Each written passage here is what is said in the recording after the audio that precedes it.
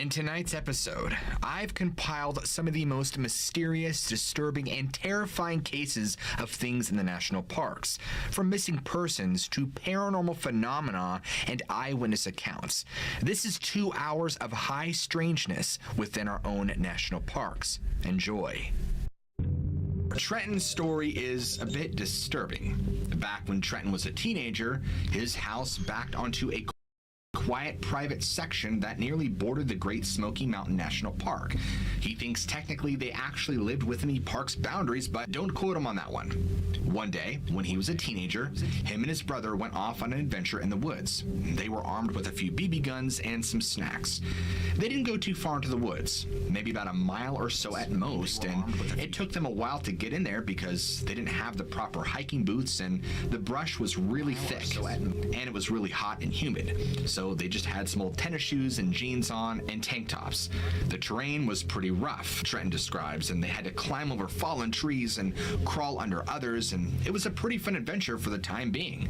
And they remembered that they were walking along this creek bed when they came to a small clearing. Sweaty, exhausted, and thirsty, they decided that they would use this opportunity to rest. And in fact, in the center of this very clearing was a large rock that seemed to jut out of the ground, maybe by about 4 or so feet high. This was the perfect spot to sit, eat lunch, drink water, and kind of refuel for the next part of the day and adventure. So while they're sitting there eating, Trenton's brother and them both noticed this strange mechanical humming sound. In fact, Trenton tells me that it reminded him at the time of somebody running a shop vac. Except they're in the middle of the deep woods, not a soul around. But it sounded like it was coming from all around them and not in one specific direction far off. Trenton remembers his brother also being very confused by this and assuring him that he too was hearing it. And so they're looking around in confusion at the source of this noise but could not find it. And as they're looking around, Trenton notices this knot in his stomach beginning to form.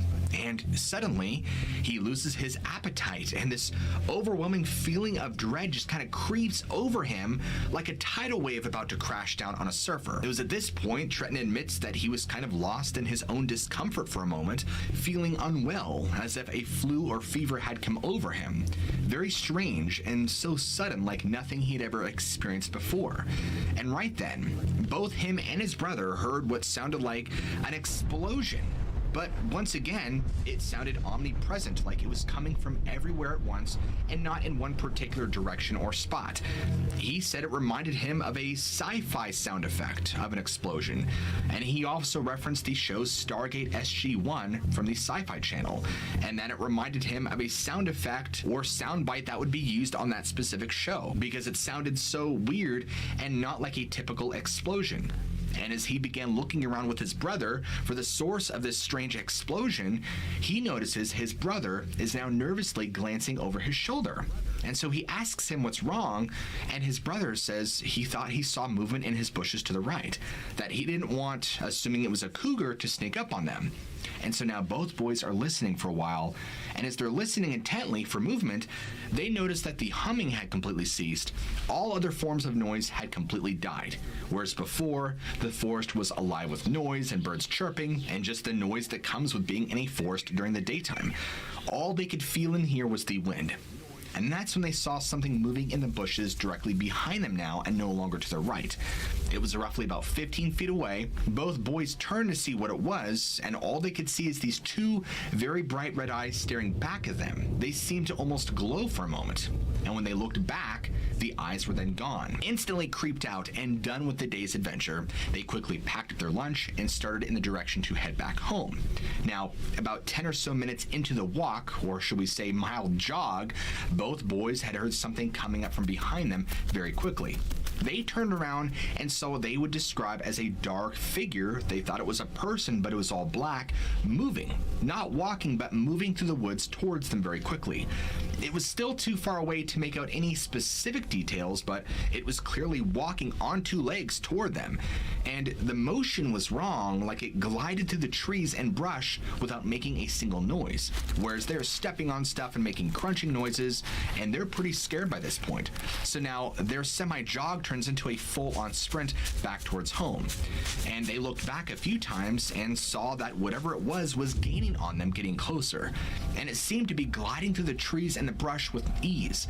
They don't know how, but it was keeping up with them and getting closer the more they looked back. Once they made it back to their house, they ran through the yard, run inside, locked the door, and they didn't want to tell their parents because they thought that their parents would beat them for making up ridiculous stories.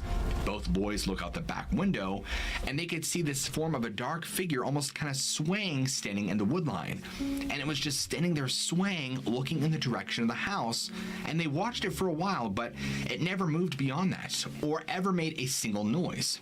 And after a while, both boys could not see it anymore. It had just evaporated into the air. It's safe to say that after that, they never went into those woods again. Back on March 17th, 2012, a Derek Luking happened to mysteriously vanish in the Great Smoky Mountains National Park without a trace. What's interesting about Derek's case is he actually had a note that was left on his car that simply read, "Don't try to follow me." This already led many people to believe that this was possibly a suicide trip where he would probably just go off into the woods and maybe fall off a cliff or whatever he had planned. But that did not stop search and rescue personnel and family and friends from looking for Derek. Park rangers and search personnel already realized that trying to find Derek would prove incredibly difficult. And at this point in time, it had already been several days since anybody had even heard from Derek. Derek, about 24 or so years of age at the time of his disappearance, had worked as an orderly at the Peninsula Behavioral Health Center located in Tennessee. But what's odd about Derek's disappearance that alludes to more of a potential suicide case is that he had just stopped showing up to work one day, and this went on for several days. And when his family had found out, like any family, they grew very concerned, and that's when they tried reaching out to him, but he would not answer their calls, nor would he return their phone calls. The family speculate that all of this coincides with the disappearance and probably death of his grandfather, whom he was very close with. And it just so happens that Derek's disappearance also matches the anniversary of his grandfather's death, leading many close friends and family to speculate and theorize that this was probably a case of him opting out due to him not being able to handle the loss of his grandfather, which is very common among many people. The family at one point or another discovered that Derek was actually staying at a hotel in North Carolina, and once they tried to seek him out and arrived at the hotel, he had already been long gone. As his family was making their way back to Tennessee, they actually happened upon his parked car on Newfound Gap Road and immediately began calling it in. The area in which he was parked is right where the Appalachian Trail crosses the Newfound Gap Road, which would lead many to believe that he just got out of his car and went on the trail to opt himself out, probably. Once law enforcement and other investigators began to search his vehicle, they had found the note that said, "Don't try and follow me," which again supports the original theory. However, many Great Smoky Mountain National Park officials expressed several doubts about whether the note was actually Derek's or not. After looking inside of Derek's car, they found his wallet full of credit cards, his ID, as well as several supplies like sleeping bags and tents, and even a map of the park which marks everything. What's even more bizarre is all of these things that he had with him, he had just recently purchased, which would allude to him going to use these things for potentially hiking or going on a trip. So it doesn't make sense that he would go and buy these things and yet go off and opt himself out. So while it is a popular theory, maybe there's truly something else going on. And at this point, questions began arising left and right. Had he simply walked into the woods without any gear to help him in the late winter time? And if so, why had he done that? Or was there possibly another reason behind it? Another reason that could have been more sinister and unexplainable. Perhaps he was lured. Perhaps he had fled his car in fear or even at gunpoint. We will never know. As a matter of fact, this story had gained so much attention from national media that one of Derek's friends had actually gone on to talk to CNN and informed them that Derek was a huge fan of the Bear Grylls TV show Man vs. Wild. And because of that, he could have easily set off in search of an adventure to try and prove to everyone he could do it and clear his mind and try and get some peace from the wild. And even his friend had said that Derek was not a newbie to the wilderness. He had all the equipment and supplies and knowledge he would need to survive a trek out in the woods. So this only made his case much more perplexing. Now, park rangers were not so sure that the gear he had would have been fit for the trek he was trying to do, if he was trying to do a trek at all. And as a matter of fact, many of the park rangers working on Derek's case were not at all convinced that the equipment Derek had supposedly brought with him would suffice in 500,000 acres of the Great Smoky Mountains National Park. 60 separate searchers and 3 separate dog teams scoured the woods looking for Derek, searching over 70 miles worth of trails and woods near where his car was found, not being able to find anything. And they really pushed the limits of how far they were going to search. They were rappelling down cliff faces and searching behind it in any crevices or any nooks and crannies they could possibly find, with no trace of Derek anywhere. And pretty soon, like wildfire, Appalachian trail hikers were now spreading the word to anyone who would listen and who was passing through the area, hoping to find a trace of Derek somewhere. But despite the presence of many people going in and out of the park, especially during this time of the year where it was beautiful and lots of sunshine, no one had seen Derek anywhere, all throughout the Smoky Mountain. And it wasn't long before people began considering the fact that he had most likely gone off the trail. Whether that be purposeful or not was a different story, but that would probably be much harder to try and find him. And by the time that March 23rd had rolled around, there was still zero evidence for Derek anywhere. Other than his vehicle and the note and the supplies he had, there was no trace of him to be found. And it was at this point that the search was now scaled back into smaller groups of searchers to try and stay on more populated areas, hoping they would find something of him. What makes this case even more interesting is on Sunday, March 18th, only days into the search for Derek, a second man separate from Derek had vanished into the Great Smoky Mountains right near Newfound Gap. His name was Michael Coccini. He was about 23 years of age, and he too was from Nashville, Tennessee. And what's strange about him is he was last seen outside of a Walmart area that same Sunday afternoon. And like Derek, a search party of park rangers and other search rescue personnel was made up to try and find any trace of this other man, but like Derek, nothing turned up. Unlike Derek's case, however, Michael was not at all an avid fan of the outdoors, nor was he a hiker or anyone enthusiastic about going out in the Smoky Mountains, so the fact that he actually went out there is a mystery. If we fast forward to the future, on August 21st, 2012, searchers would actually find several items that they believed were consistent with what Michael had carried on him last and believed they belonged to him. And not too far from those remaining items found was skull fragments. On September 6th, 2012, a close examination of the remains found by the County Medical Examiner's Office in the Knoxville region came to the conclusion that yes, these are indeed Michael Coccini's remains. What's bizarre about this is that these remains of his were only found roughly 3/10 of a mile from where his car was found all the way back in March. And still, at this point, while they had found Michael Coccini's remains, Derek was still nowhere to be found. And while they weren't exactly sure how Michael Coccini had died, there was much suspicion about him taking his own life out there, and that was the primary reason why he went out there in seclusion, was to opt himself out, unfortunately. And where one book reaches its closing chapter, the Derek Luking story still remains unknown. In fact, his missing persons case remains open to this day, because according to the National Missing and Unidentified Persons System, Derek simply just walked off into the woods and never came back out. And by this point, he has been missing for over 10 years. Is it possible that he set off to end his life, or did something else more nefarious happen to him? Did he get spooked and run and fall off a cliff and somehow injure himself and was left to die?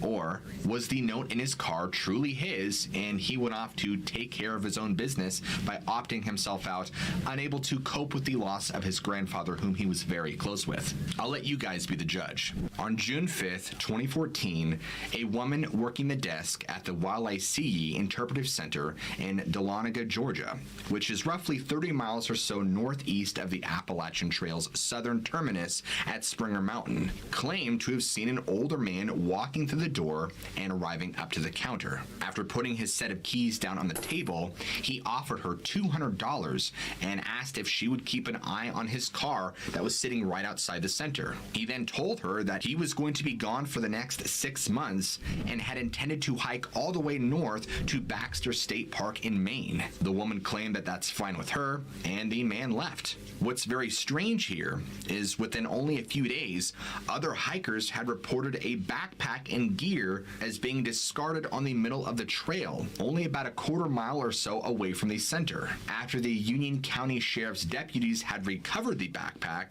they found inside the ID of the hiker, the same man who had been in the visitor center only days before. His name was Paul D. Poor, a 50-year-old construction worker from Alice, Wisconsin. The story goes that he had apparently quit his job only 7 days prior and had withdrawn $5,000 from his personal bank account, telling his girlfriend that he was going to go hike the Appalachian Trail, and really that was the last time anybody had seen him or knew of where he was going. His girlfriend, being very alarmed by this news, had contacted the sheriff's office, informing them that her boyfriend had many mental health issues, as well as many physical ailments, including high blood pressure and having been recently diagnosed as a schizophrenic.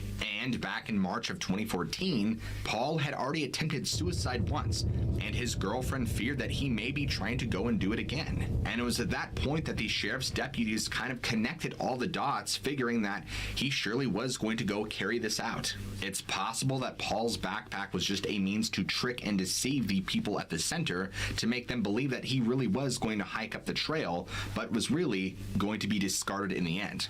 I mean, it had all of his equipment with him, his clothing, his GoPro, his GPS, food, his tent and sleeping bag, everything you need to survive.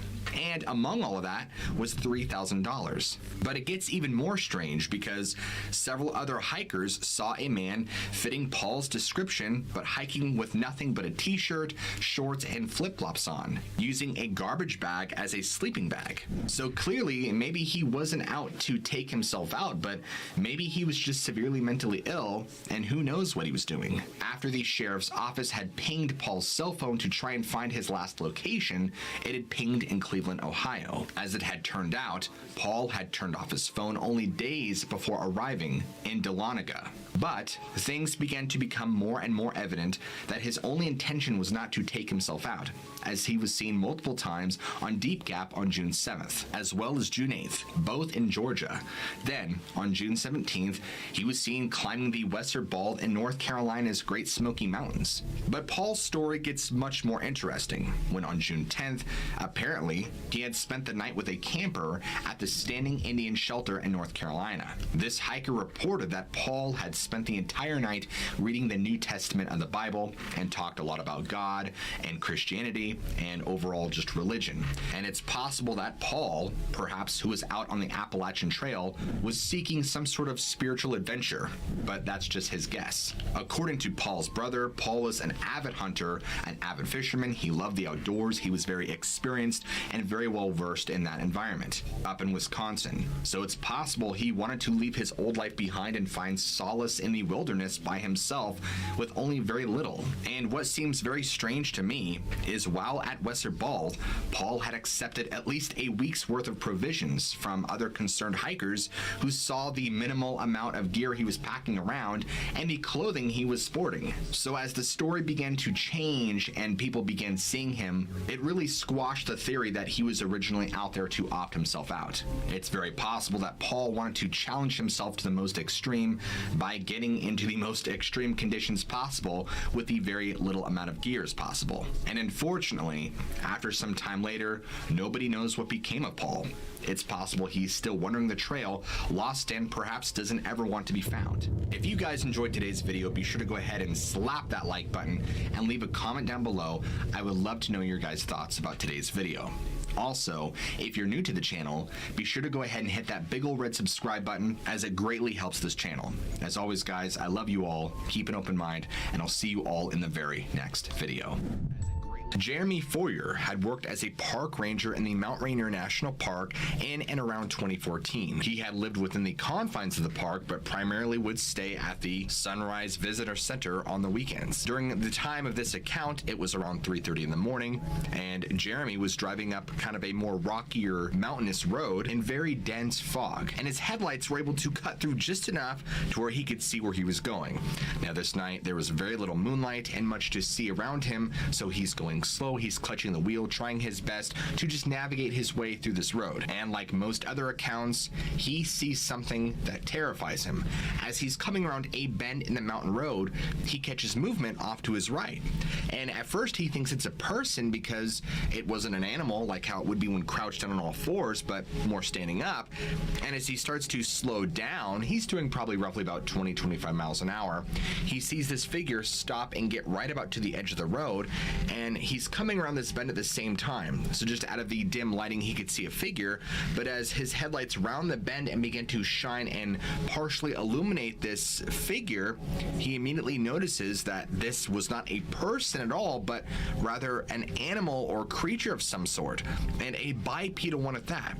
Now, his description of this creature that he saw was that it was no taller than a man, probably roughly maybe around 5'8" to 5'11", because he's about 5'10" himself, and said that it was about his same height, but he said it looked just like a person, just very hairy, and that the head was distinctly that of a German Shepherd or similar to a timber wolf, and that as soon as it came to the edge of the road, it stopped, turned its head, and looked directly into his eyes. And immediately he comes to a complete stop. His mouth is wide open, and he's staring at this thing in complete disbelief, with his brain now trying to process, and judging by its appearance, he could immediately tell this was not some person coming down the mountainside in a werewolf costume.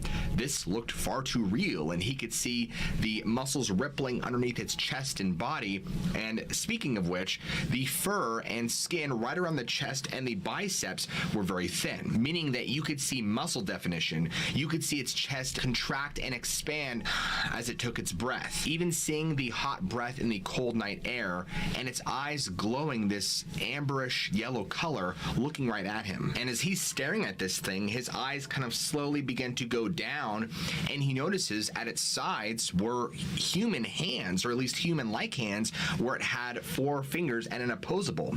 They just had long 3 to 4 inch claws at the end of them, but he said if there was ever a living werewolf, that this was it, even though he understands the ridiculous notion claiming that this creature looked similar to a fictitious animal, but that's what it was. Or so he's convinced it was some kind of animal that resembles that. And almost seeming to break his gaze, this thing begins to step forward into his headlights, coming directly at his vehicle.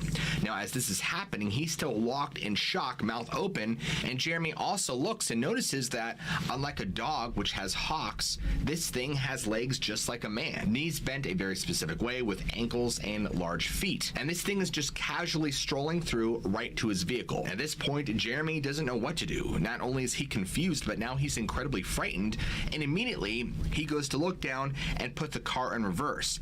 And as he goes to do that, he feels something hit the car.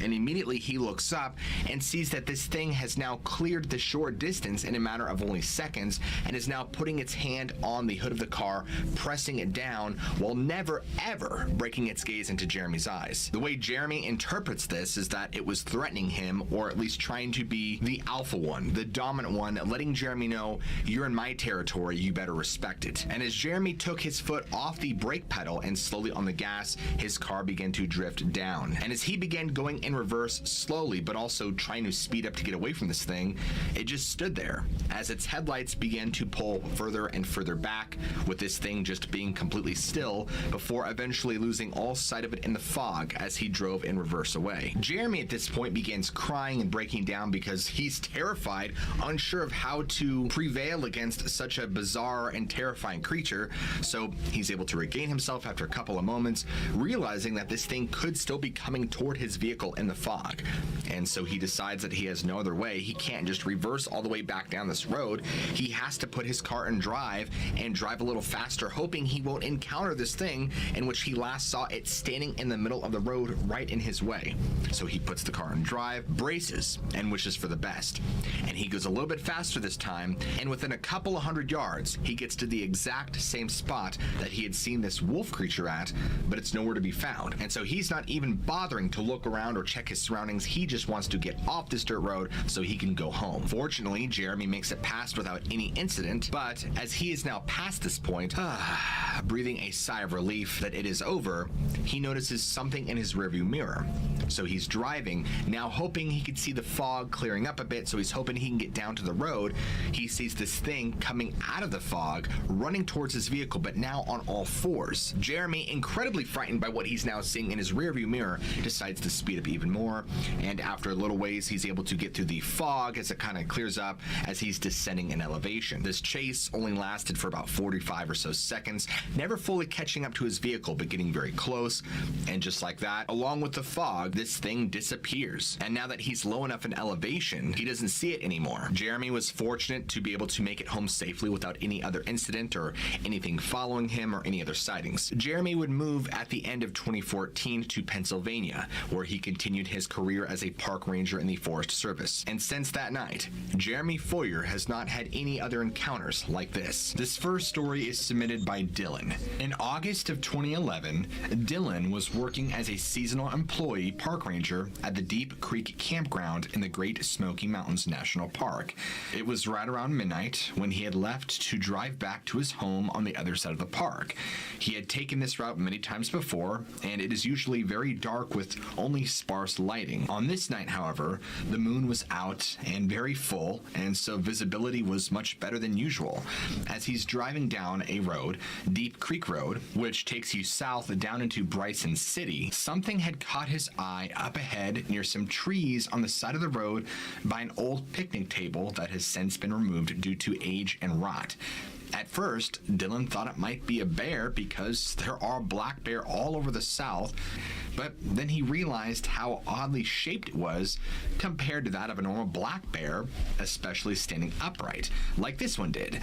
What he estimated was a creature that stood about 7 to 8 feet tall with what appeared to be long flowing black hair covering its entire body except for its face, which appeared more human-like than anything else, although it was hard to tell from the angle he was at and the lighting conditions he was in.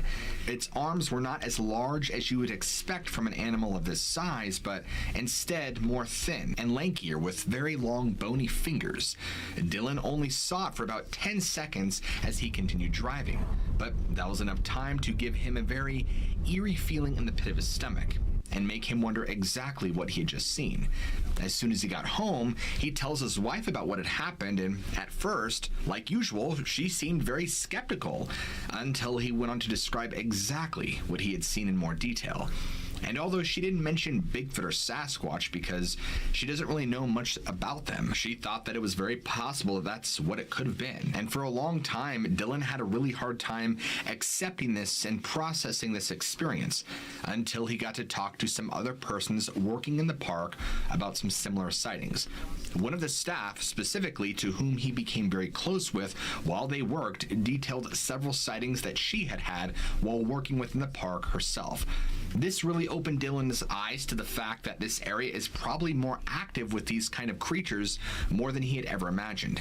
He has since then become a believer and is convinced that whatever he saw was most likely a Sasquatch of some kind. Now, the first sighting his coworker had described to him was back in 1997 at the Deep Creek area, where she too saw a large bipedal creature moving across the road in front of her vehicle while she was driving.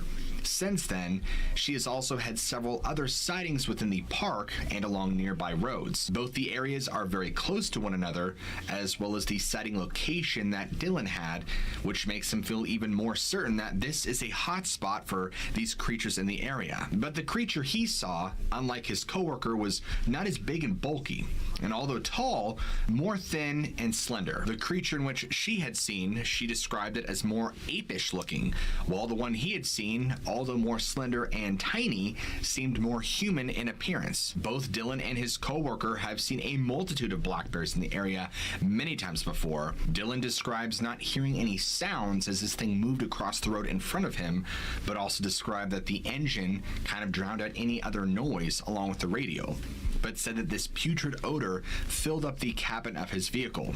It was a putrid odor of rotting meat and urine, as Dylan described it, and similar to his coworker, who had had another encounter with one of these things in 2005 when she too was driving down a similar road during the summer and the early evening hours. She saw a large upright creature, like the previous creature she had seen and what Dylan had seen, upright, standing on hind legs next to the road near a tree. She described this one as being around 8 feet tall, gray, large head, shoulders, long arms, and virtually no neck.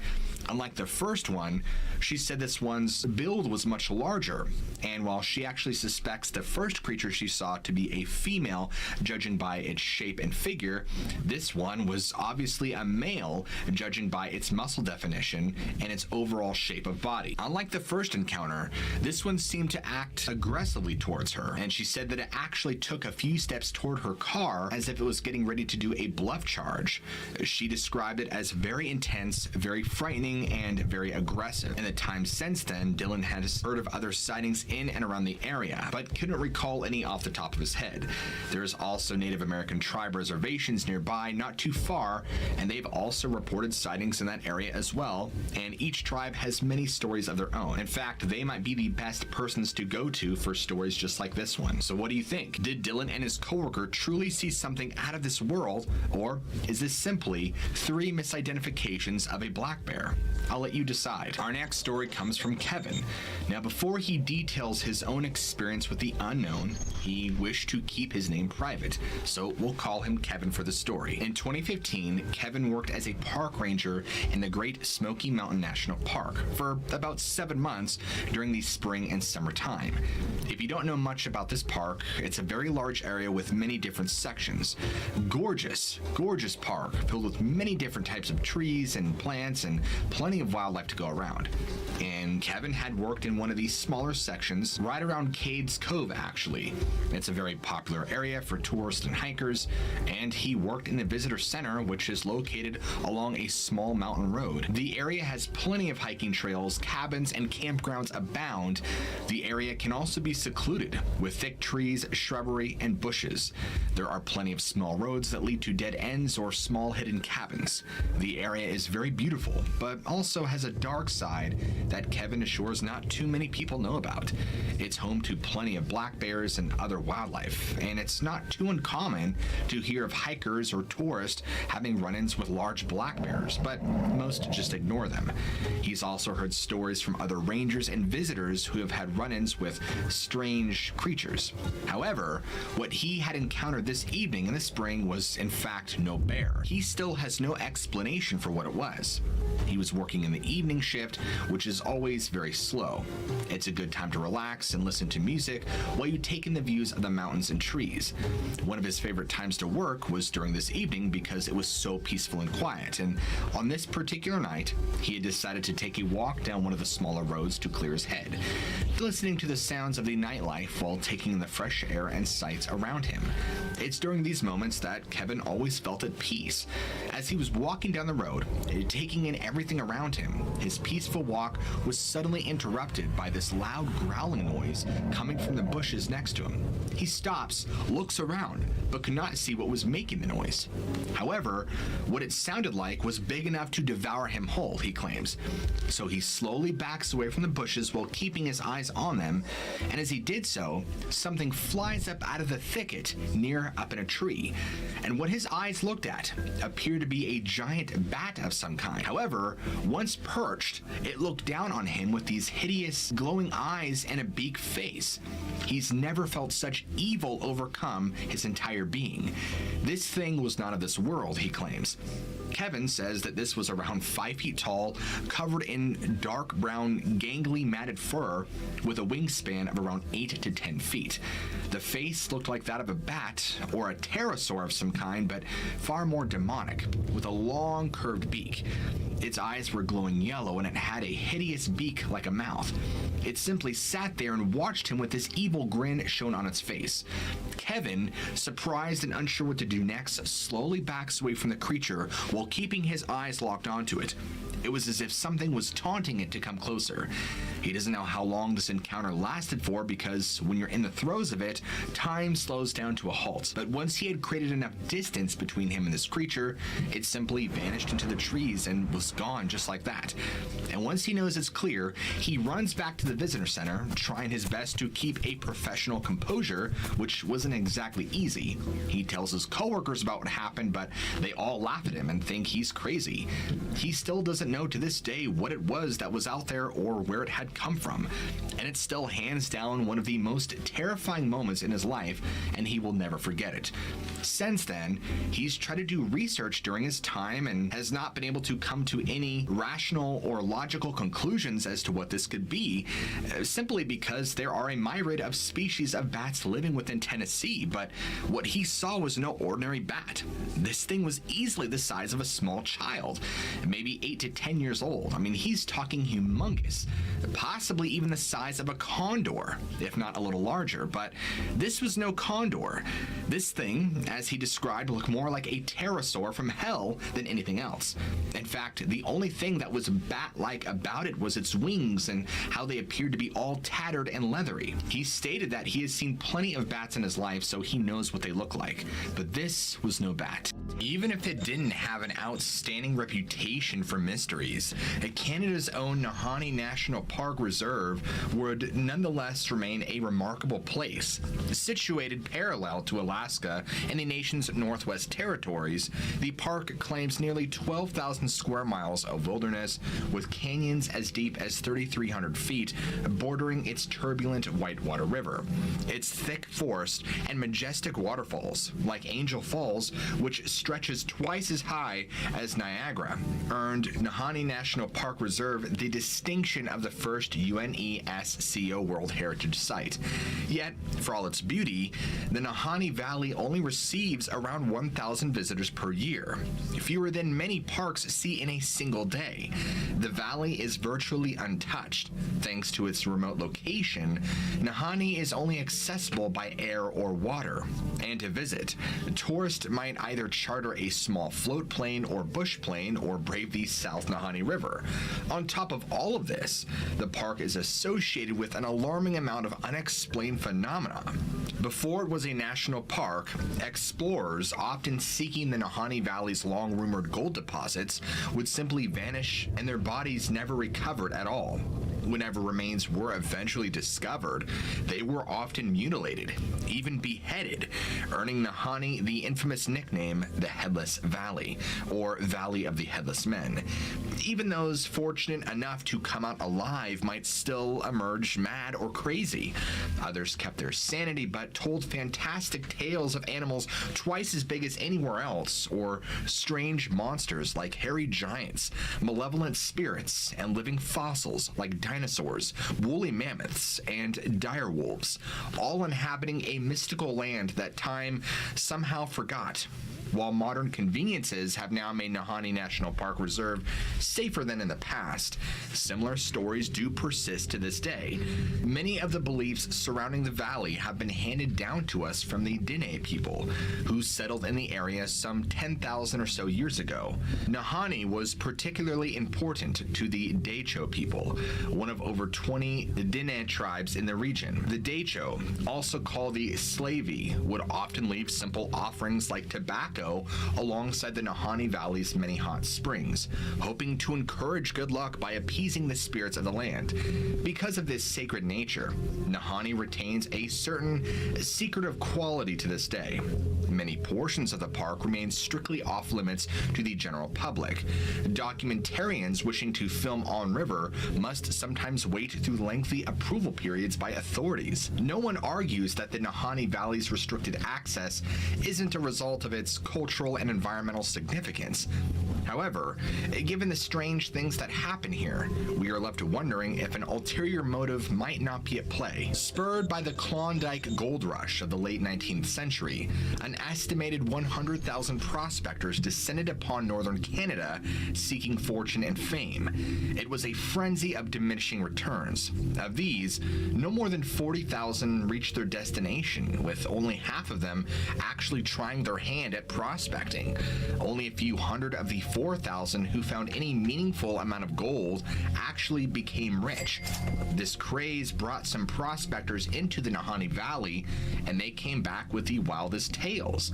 One of the earliest contemporary legends surrounding the valley is that somewhere within its borders, the valley holds a lush tropical paradise, always free of snow and cold.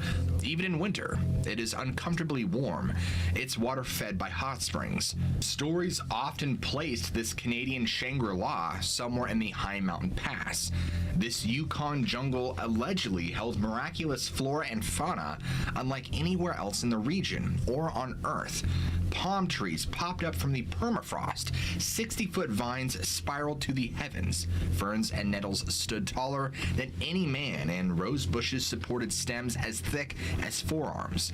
The mountain sheep, moose, and caribou there lived such good lives that they verged on being fat. Despite this bounty, local tribes allegedly avoided the area at all costs. Something left massive three-toed prints throughout the tropical valley, perhaps a relic from a bygone era. The tropical valley of Nahanni has never been found, obviously, and today, most believe that these tales were inspired by the area's numerous hot springs, some of which do heat the surrounding soil enough to encourage lush undergrowth, while the tropical valley seems fictitious. Its unnatural megafauna are much better documented. Woolly mammoth and mastodon remains litter the utmost regions of northern America, and indigenous artwork from around the Nahanni Valley often depicts the creatures pretty accurately. Elephant bones give a poor idea of what their owners actually looked like. For example, their skulls offer no obvious indication of their trunks. Therefore, we are left wondering exactly how tribespeople knew what woolly mammoths looked like. Perhaps their ancestors who hunted the creatures handed down descriptions of woolly mammoths over generations, or perhaps they encountered them firsthand themselves. Some tribes claim that large creatures resembling mammoths still lumber through Canada today. Explorers to the Northern Territories also told of similar tales, because in 1887, fur trader Cola F. Fowler said that a tribal chief had handed him a large ivory tusk, too large to belong to a walrus, with obvious signs of fresh flesh and blood. The chief claimed it had been killed only 3 months prior, and even drew a picture of an elephant in the dirt. If not mammoths, then another prehistoric survival might exist in the valley. A tribal informant had told cryptozoologist Ivan T. Sanderson that the apex predator of the Nahanni was a lion. Not a puma or a cougar, but an actual maned lion, and bigger than any other specimen on Earth. Some cryptozoologists speculate that the Nahanni lion could represent a relict population of saber-toothed cats, or even the American lion, a species supposedly roaming from Alaska to Mexico some 11,000 years ago. Like the ones rumored to roam Nahanni, the American lion was larger than its modern cousins by a full 25%. Of course, a lion would be no match for a dinosaur. An indigenous guide in Nahanni told scientists that a wandering member of the Cree people had made his way to the valley long ago. In his words, the wanderer met a primitive tribe armed with bone-shod javelins and clubs made from the jawbones of the moose. Around their fires, these Stone Age people had told of a medicine valley to the north, inhabited by monsters of fearful size and ferocity. As proof, they offered the wanderer a gift, a piece of buckskin burned with an image of the creature. And at this point in his tale, the guide relating this story to the scientist presented the scrap, which clearly showed a dinosaur drawn in flawless anatomical detail. Even if these living fossils are simply legends, reputable sources indicate that other animals in Nahanni grow far larger than anywhere else. A moose from the valley caught on film in 1970 displayed a set of antlers estimated to span 12 feet long, double the average size. Grizzlies, the size of a young moose, measuring a dozen feet tall on their hind legs, have also been reported in Nahanni. By comparison, the largest Kodiak bears rarely exceed 10 feet. In fact, one witness described a bear he saw there in the 1970s as the size of an Abrams tank. That same decade, John and Joanne Moore saw a small black bear in Nahanni behaving strangely. After watching it for a time, they determined that it was actually a massive porcupine. The Moores were not likely to have exaggerated their sighting, nor to have been mistaken. They were seasoned adventurers after all. In fact, Moore's Hot Springs in Nahanni National Park Reserve is actually named after the pair, in addition to the Diné, another secretive tribe called Nahanni their home, sharing their name with the valley itself. It is widely regarded that the use of the word Nahanni to describe the area today referred to these inhabitants, but no one can decide on exactly what the name of the tribe itself meant. One of the earliest claims is that Nahanni either meant mountain people or people over there, far away. It may also be a corrupted form of the word Nahanike, an indigenous term signifying the people who speak like ducks, perhaps referencing how the Nahanni language differed from that of the Diné. Given the prefix Na and the fear with which the Diné describe them, Nahanni may roughly translate to hostile or enemy. Details on the mysterious Nahanni people are sparse beyond that they actually existed in some form or fashion. Whether they were a distinct tribe or an isolated pocket of a larger nation remains hotly debated among anthropologists today.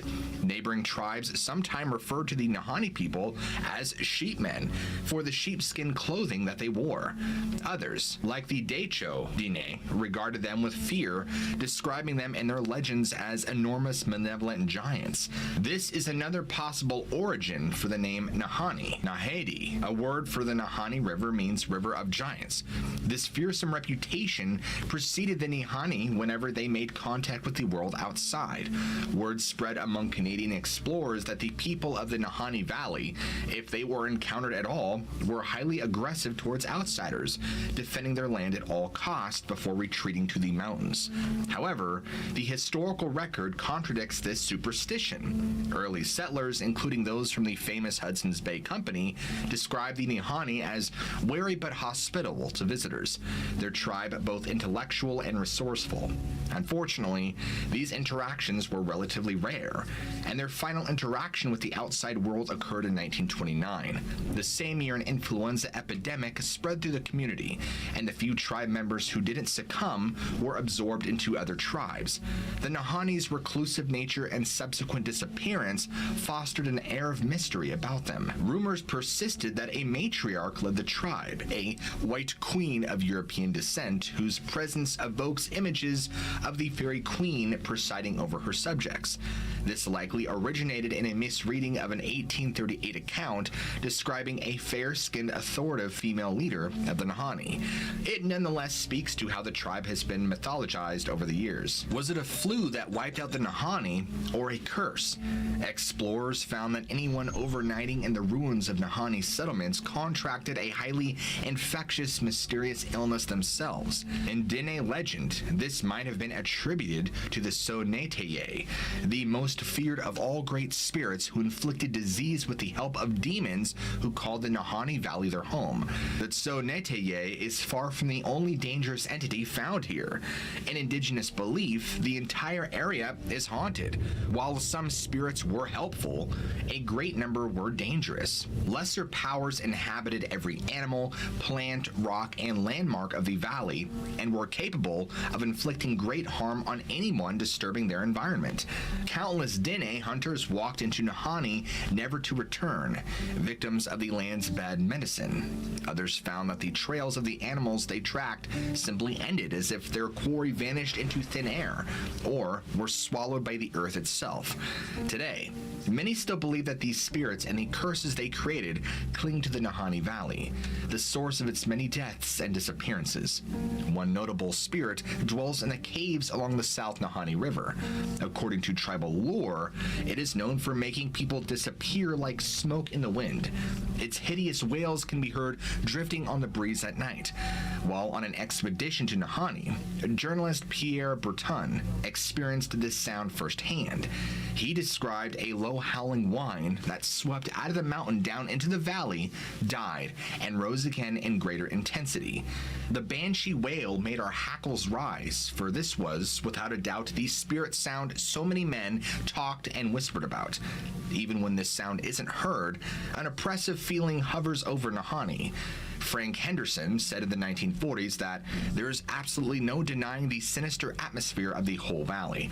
Depending on the legend, the park's eerie landmarks, including its many caves and thin spires of rock called hoodoos, either housed, attracted, or were created by these spirits themselves. These spirits sometimes make themselves explicitly known. In July of 2010, Anthony Roche, a Parks Canada employee of Indigenous descent, was preparing for winter in Nahanni by clearing trails and collecting firewood for the warden's cabin. Although no tourists were allowed in this portion of the park at the time, due to the forest fires, he found companionship in two other employees, Bob and Amy, who eventually joined him at the cabin. One day, Anthony and Bob dozed off in their bunk beds while Amy washed dishes in the kitchen. After a time, Anthony heard her stop. Everything fell silent in the cabin, and a short time later, Anthony became aware of someone, presumably Amy, walking from the kitchen into the bunk room. The presence tapped him on his heel. Anthony grumbled a reply, assuming Amy wanted him to finish the dishes. He dozed off, only to be briefly awoken again by a light shake on the shoulder. Finally, the footsteps angrily stomped back into the bunk room, and Anthony was forcefully shaken awake. The footsteps stormed out of the room before he opened his eyes, and when he looked, there was nobody there. After using the outhouse, Anthony returned to the cabin, only to find Amy herself asleep on the couch. When he woke her up, she denied ever entering the bunk room. Bob said that he had been asleep the entire time as well. Even if he was lying, Bob had been on the top bunk, and there was no way he could have climbed down without Anthony noticing. A month later, Anthony was helping a student and other coworkers film a promotional video for Nahanni. At one point, they were alarmed by a strange call from the forest. It sounded like a raven, but was clearly a human being imitating a raven. Tourists were still restricted in the area, and Anthony looked to one of the senior park employees for an answer. His companion only cryptically replied, "He's just letting us know he's there." Within moments, the wind picked up, carrying the unmistakable sound of a woman singing. This time, none of Anthony's coworkers could offer any explanation, other than that they all agreed it sounded exactly like singing. What would have happened if this singing spirit had approached the park employees? They might have gone mad. Numerous tales of individuals emerging insane from the Nahanni Valley stretch back into indigenous lore, with more modern accounts verified in the historical record. For example, bush pilots checking on the well-being of 5 prospectors in 1960 were met with a grisly scene. From the 2 survivors, they pieced together the details. The prospectors' flour supply had begun to run low, and judging from the moose and caribou carcasses present, they had turned to hunting big game in the park. None of them had dressed the animals, however, and simply left them in the field. Instead, the men butchered and ate their own dogs. sometimes waiting until they were so rotten that their skin sloughed off at the slightest touch. Another prospector consumed the guts of a caribou but left all the actual meat to rot in the sun. In their desperation and madness, one of the men killed himself with the last of their dynamite far off in the forest. When they learned of this tragedy, 2 prospectors set off for help, but never returned, leaving the final 2 survivors to languish deliriously in their cabin. Another unfortunate victim of Nahani's madness was a prospector named Joe, who set up a simple log cabin in Nahani around 1914, when a rescue party looking for a missing person in the valley stumbled upon him, and they found his face severely scratched, an eye swollen shut. They asked Joe if he and his prospecting partner Red had been fighting. Joe mumbled something about being abandoned and fighting blue devils in the mountains that he now had imprisoned in a box. Joe rushed back to his cabin, fetching a small wooden container, and instructed the rescuers to follow him into the wilderness. They reluctantly obliged, but after a time began to suspect that the box was full of gunpowder. The other men tackled Joe. To their relief, they found that the box only included matches and baking powder. After a brief struggle, realization washed over Joe's face, and he finally recognized his visitors, having met them before. They brought him back to the cabin where they hid his cutlery and bandaged his wounds, supposedly obtained in a fall. A short time thereafter, they found Red, who had fled into the wilderness to escape Joe's madness. In the coming weeks, Joe seemed to calm down and the pair resumed their prospecting.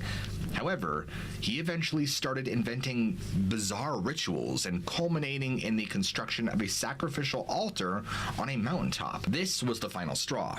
Red took Joe back to civilization for medical treatment. Beyond malevolent spirits, a more sinister curse is said to afflict Nahani. Legend holds that the best way to avoid coming to harm in the valley is to leave the soil untouched. Anyone who removes minerals from the earth, especially gold, meets an untimely end.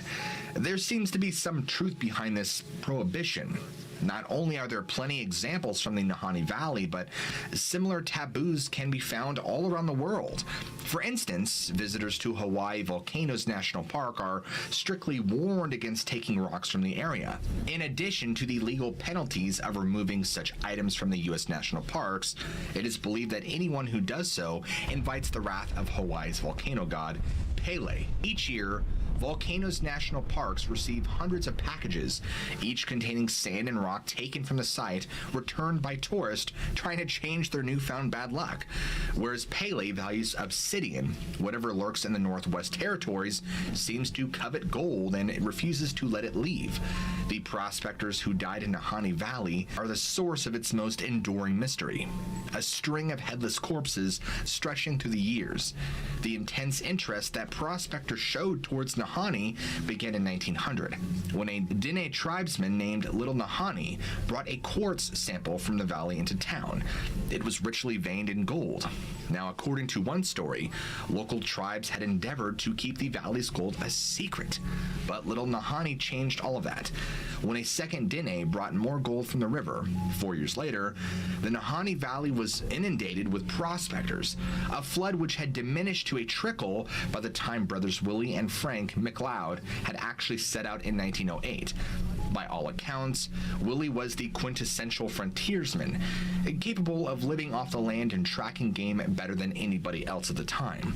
When he first found gold in Nahani in 1905, Willie filled an entire box with samples, but tragically lost them when they spilled overboard in the river. Undeterred, he returned and was able to pan 10 ounces worth of nuggets. He soon enlisted his brother Frank and a young engineer from Scotland by the name of Weir. That was the last anyone saw of any of them alive, at least.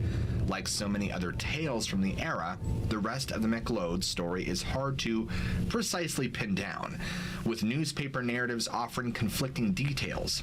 What is generally agreed upon is that 2 to 3 years later, Willie and Frank's brother Charlie set out to find his missing siblings. He eventually discovered them along the river in a part of Nahani known as Dead Man's Valley. Both had been murdered. Their heads were missing. and some stories feature their heads intact, their bodies sporting gunshot wounds.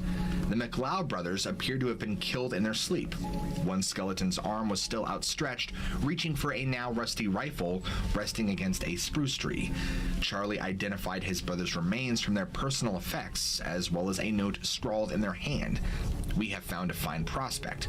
Sure enough, a magnificent hoard of gold-bearing quartz sat in a box nearby, untouched. Who would kill them and leave this fortune behind? Ware was certainly a suspect, but according to the original story, he was never found. And now, decades later, Charlie would claim that he found and confronted Ware, only to have him kill himself. Now, 9 years after the McLeod's expedition, another prospector, Martin Jorgensen, struck gold in Nahanni as well. He sent a message to his acquaintance, Poole Field, who set out to rendezvous with Jorgensen. Along the way, Poole met the mad prospector Joe. Poole finally crossed the divide, but was shocked to find Jorgensen's cabin burned to the ground. As for Jorgensen himself, his dead body lay nearby, missing its head.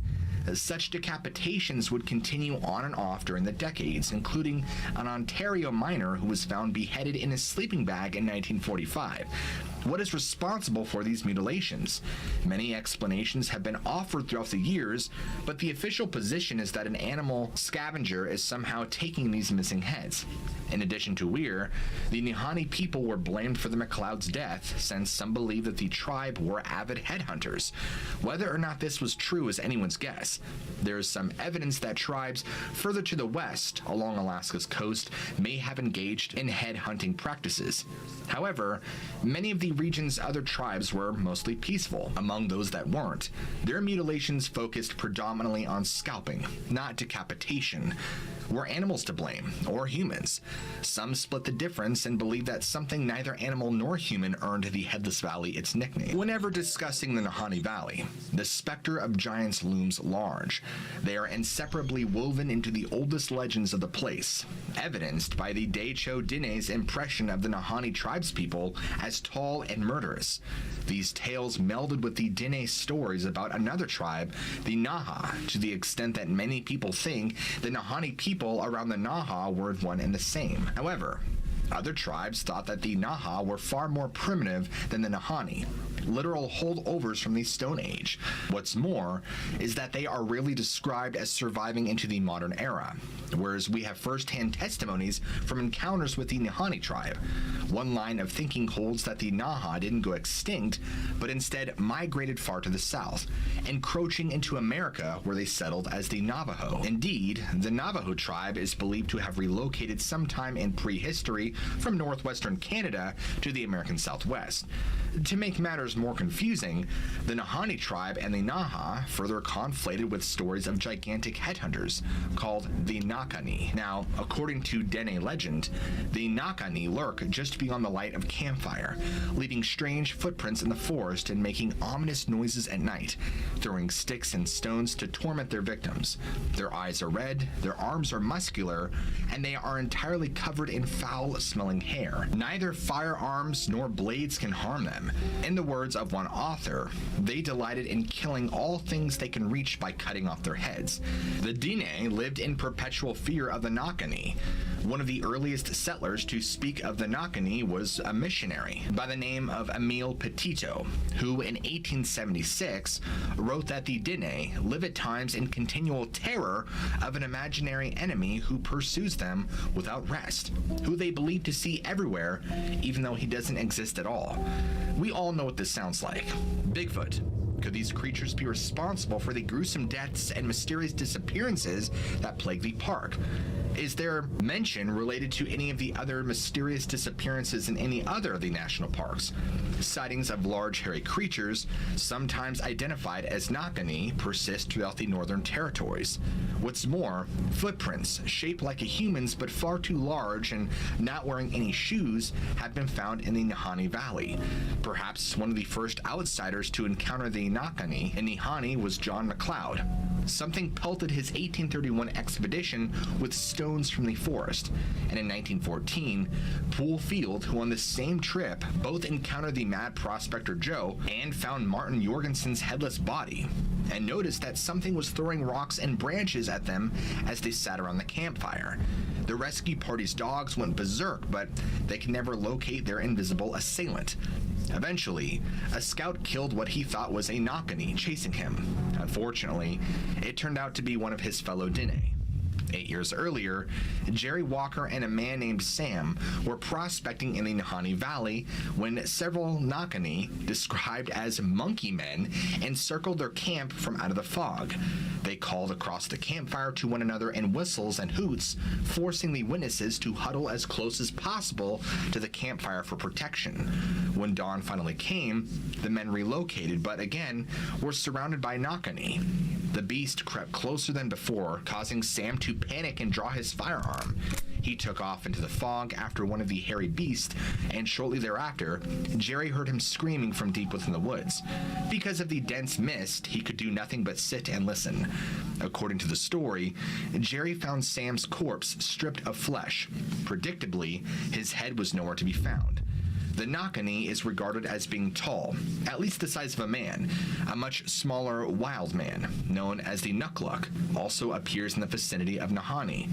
In fact, the creature has shown itself no less than 3 times in 1964 in the Nahanni Butte, a community on the outskirts of the park.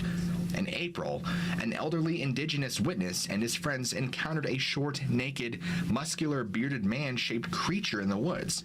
When they offered a greeting, it growled and bolted into the forest. And in May, a Dene woman was weaving a basket at dusk when she felt someone watching her through the window. She looked up but saw nothing and returned to her work. When she looked back again, a bit later, a hideous face, identical in description to the creature seen a month earlier, stared back at her. She and 2 of her children went outside to track down the little man, but it was nowhere to be found. Finally, a 14-year-old boy named Jerry saw the creature that autumn at his home near a local landfill. It was 9 p.m. when he heard his dog barking outside, and by the time Jerry and his father went to comfort their pet, it was completely calm and quiet. Perplexed, the father flicked on his flashlight looking for a source of all this commotion, and after turning its beam in the direction of a slight sound, the father illuminated a short figure staring back at them. The Nukluk was covered in fur. The hair was colored light brown, with the exception of its head, which was instead dark black and tapered to a point. It held a stone club in its hands and seemed to wear a leather garment of moose skin at the waist. Oddly enough, its feet were covered in rubber boots. The witnesses and the Nukluk stared at one another for a long few moments before the dog started barking once more, sending the creature across the property and over the road. Its presence caught the eye of several witnesses who chased the creature, but they abandoned pursuit once it ducked into the bushes. In 1965, outdoorsman Frank Graves spotted something in the Nahanni Valley that made his blood run cold. It was enormous and covered in a white hair. At first, he thought it was a polar bear that had found its way far south, but as he watched, Graves could tell that this thing looked more like a dog or a wolf than any bear. Graves had encountered plenty of wolves in his time, and this was 20 times larger than any wolf he had ever seen. Reflexively, he hit it with a blast of his birdshot, but the animal barely reacted, simply turning away to lumber off into the trees. Now, according to his Dene guide, Graves had encountered what they referred to as Wahila, easily the most famous cryptid of the Nahanni Valley. These creatures resemble immense wolves but never travel in packs. Their heads are proportionally wider than wolves, their ears smaller, and their tails are thickly muscled like an otter's. Locals had long suspected that Willie and Frank McLeod, like the lions, some speculate that the Wahila is a relict animal which survived extinction, maybe a direwolf. These massive canines supposedly died out between 10,000 and 16,000 years ago. The largest direwolves stood a little over 3 feet tall. Wolves in Nahanni Valley are known for being especially aggressive. A number of attacks have taken place over the decades. Like other megafauna found in Nahanni, these specimens are often quite large for their species, and this has led some to speculate that the Wahila Frank Graves saw was simply an oversized wolf. Perhaps one suffering from gigantism and ostracized from its pack? We'll likely never know for sure, but the answer may still lie somewhere in the depths of the Headless Valley. This is only the briefest sketch of the odd occurrences at Nahanni National Park Reserve. For every mystery we have covered, several others lay untouched. But by far the most comprehensive book on this subject is The Legends of the Nahanni Valley by Hammerson Peters. Peters' work exhaustively details the countless mysteries found in this remote corner of the Canadian wilderness. Despite its abundance of intrigue, Nahanni National Park Reserve remains one of the least visited national parks in Canada. This is, of course, due to how inaccessible it remains. But inaccessible doesn't mean impossible, and if you are interested, you can investigate its mysteries firsthand. Although, with enough determination, and money, of course, you can visit the Nahanni Valley whenever you wish. Just be sure to go in with caution, and above all, don't lose your head. Our next story comes from Kevin.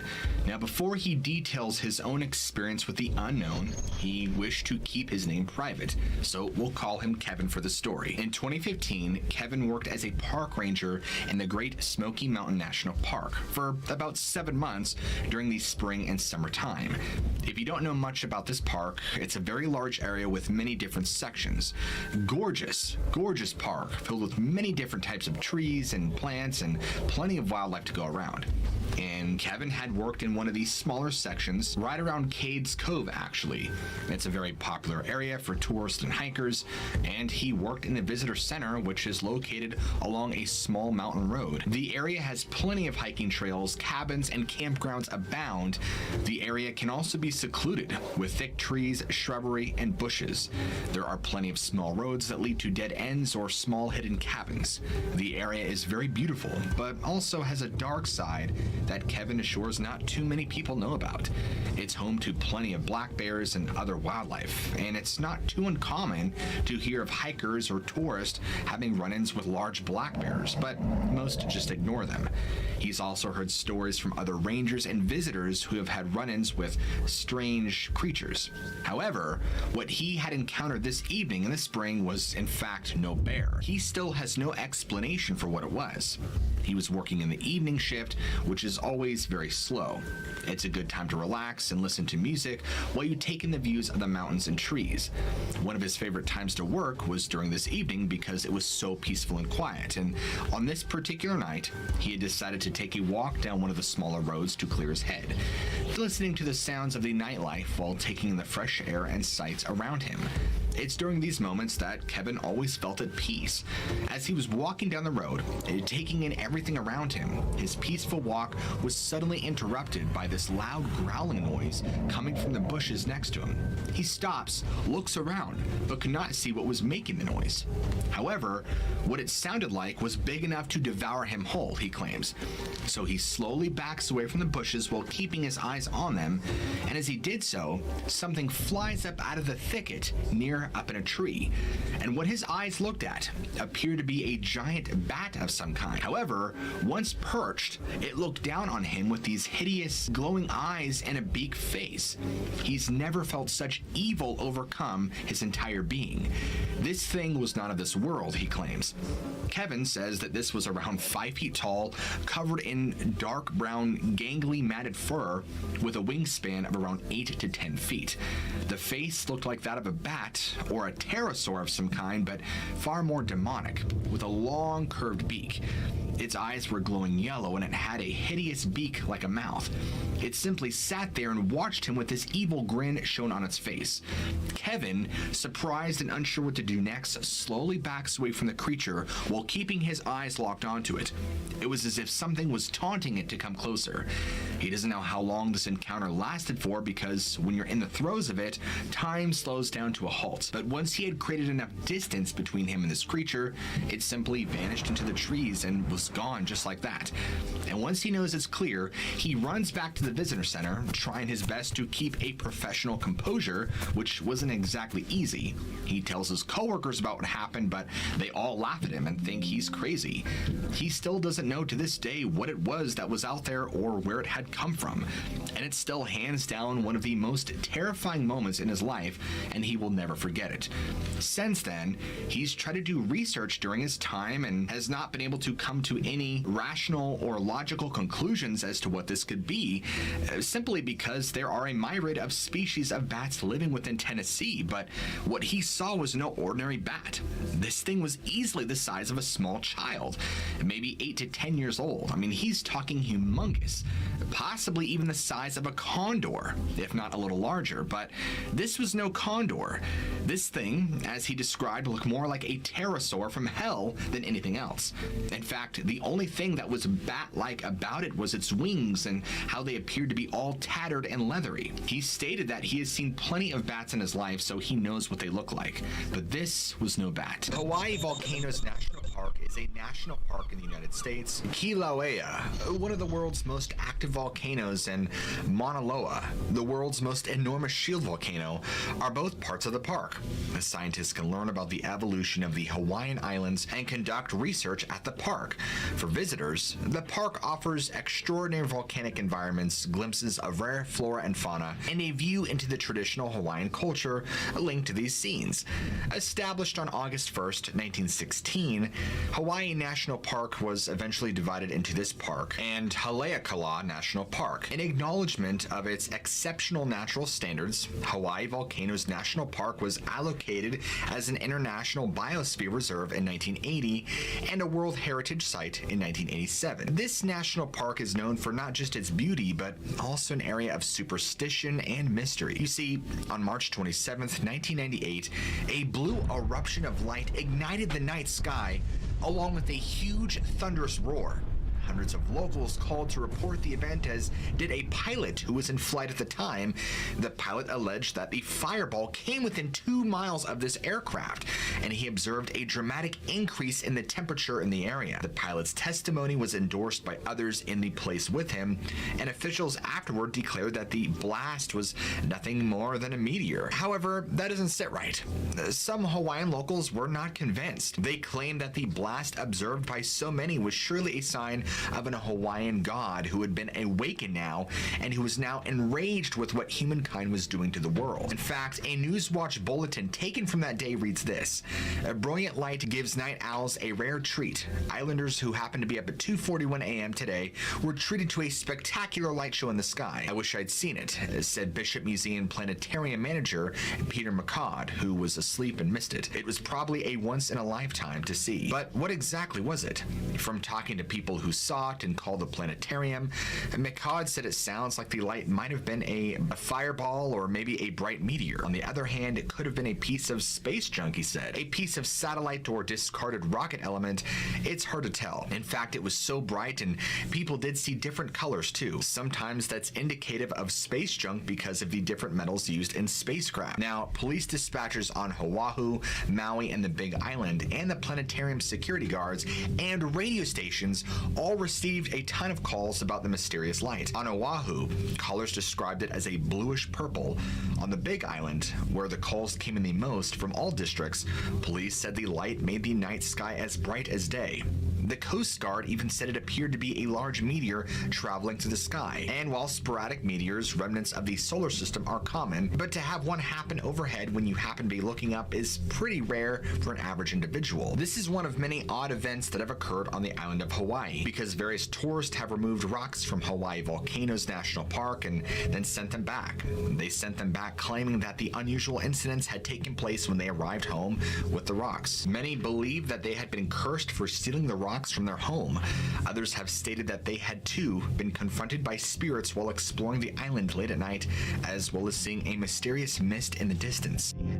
Imagine, if you will, strange creatures, phantom campsites, and ghostly encounters, and a tree that is said to have the power to alter the weather. These things and more have been reported at Crater Lake National Park, and in tonight's episode, we're going to be looking into the strangeness that has been reported here at Crater Lake National Park. Ask a scientist about how Crater Lake was formed, and they will tell you that about 8,000 years ago, Mount Mazama erupted, and that this explosion was the largest volcano in the Cascade region. in well over 1 million years. The force of the blast was so great that Mount Mazama blew its top off and then collapsed to form a giant crater.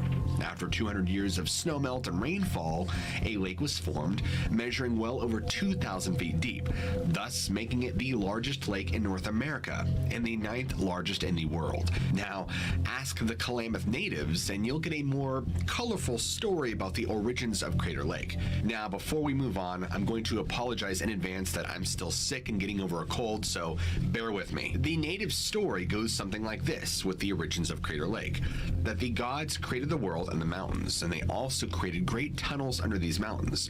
Once completed, they left the earth, except one by the name of Skell. Now, Skell is known as the sky god and is usually perceived as a force of good. Now, Skell created his home on Mount Shasta. While on Mount Shasta, Skell created humankind, and Skell watched over his creation and was their great protector. However, Skell was not the only spirit around, as there was another spirit known as Lao, who lived under the mountains in those great tunnels that the gods had created. He is known as the Lord of the Underworld. Now, Lao would visit the upper world and admired all of its beauty. On one such visit, he noticed a beautiful native woman named Loha. Loha was the daughter of the Klamath chief and was said to be a beautiful woman. Many men before him had tried to make her their wife, but none succeeded. One version of this legend states that even Skell had tried to make her his wife. However, he was turned down, and lucky for Loha, Skell was graceful with his rejection. Unfortunately for Loha, the Dark Lord Lao was determined to have her, so he dispatched his most trusted lieutenant, Skul, to Loha's village. He told Skul to send his marriage proposal to Loha. Loha then loaded Skul down with lavish gifts and sent him along with an entourage out toward Loha's village. That fateful evening happened to be a festival night, and Loha was out taking in the festivities when out of thin air, there stood Skul. Skul was described as wearing wolf skin and having red eyes. Skul then proclaimed that my master, Lord Lao, intends to marry Loha. Lord Lao offers these most lavish gifts, but most importantly, he offers Loha the chance of eternal life and that she could live with him under Mount Moyena. He then flicked his fingers and all of Loha's would-be suitors vanished in a flash of yellow light. Horrified and disgusted, Loha had boldly proclaimed that I do not want to live under a mountain, and Skul disappeared in an instant and went back to the mount. Meanwhile, Loha's father held an emergency tribal council. Sympathetic to his daughter's plight, he presented the idea to the tribal council that Loha should flee. The elders agreed with the chief, and it was decided Loha would flee. Now, naturally, the Dark Lord under the mountain wasn't too pleased when he had heard the news that Skul had for him. The Dark Lord sent Skul back with orders to bring her to him. Skul encountered a problem, though, because Loha wasn't there, and there was no one talking. When informed of this, the Dark Lord told Skul to tell the village they would all be destroyed unless they gave her up. The villagers replied with stone-cold silence, but by this point, Lord Lao was furious and began to pace under the mountain. The earth began to tremble and shake as he paced back and forth, and he became more furious by the moment, and his fury had reached a pinnacle point that actually blew the top off of his mountain home. Still enraged, Lao climbs out to the open world and blew fire and hurled fiery boulders onto the village below. The villagers fled to a nearby lake, and it was here that two medicine men decided that to stop the Dark Lord, they must sacrifice themselves. Watching from Mount Shasta, Lord Skell was moved by this act of selflessness. As the medicine men approached the mountain, Skell flew in front of them and began to battle the Dark Lord Lao. A great battle was fought, and Skell was eventually victorious after several days. He had forced Lao back into the underworld. He then sealed the opening with debris from the explosion, and this in turn formed a crater, thus sealing the entrance to the underworld shut.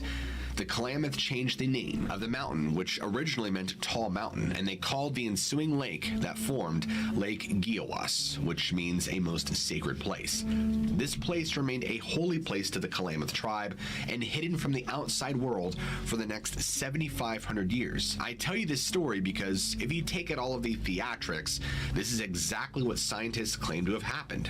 Also, it is known that the Klamath people lived in the area at the time of this eruption. Another reason I tell you this story is to show that there can be some truths in mythology, or the story is based on actual events. How much is true is to be determined. However, it's amazing that after 7,700 years, this story is still as accurate as it is. Now, one thing that caught my attention in the story was the description of school. When I first began researching strange things at Crater Lake, the first thing I saw was an early settler's claim to encounter a white deer with red eyes. However, as I began to look for the story again so that I could talk about it and provide it as a possible reference point, I immediately made the connection to school when I'd read about his appearances. Now, before we move on to the next part, there's actually another story that the Klamath have. Now, this story tells how Wizard Island was formed, and some people think this might have something to do with some of these strange activities at Crater Lake. The Last Battle. I'm assuming that happens after the previous story, and this is called The Last Battle. Now, this story involves our two gods from the previous story, Skell and Lau.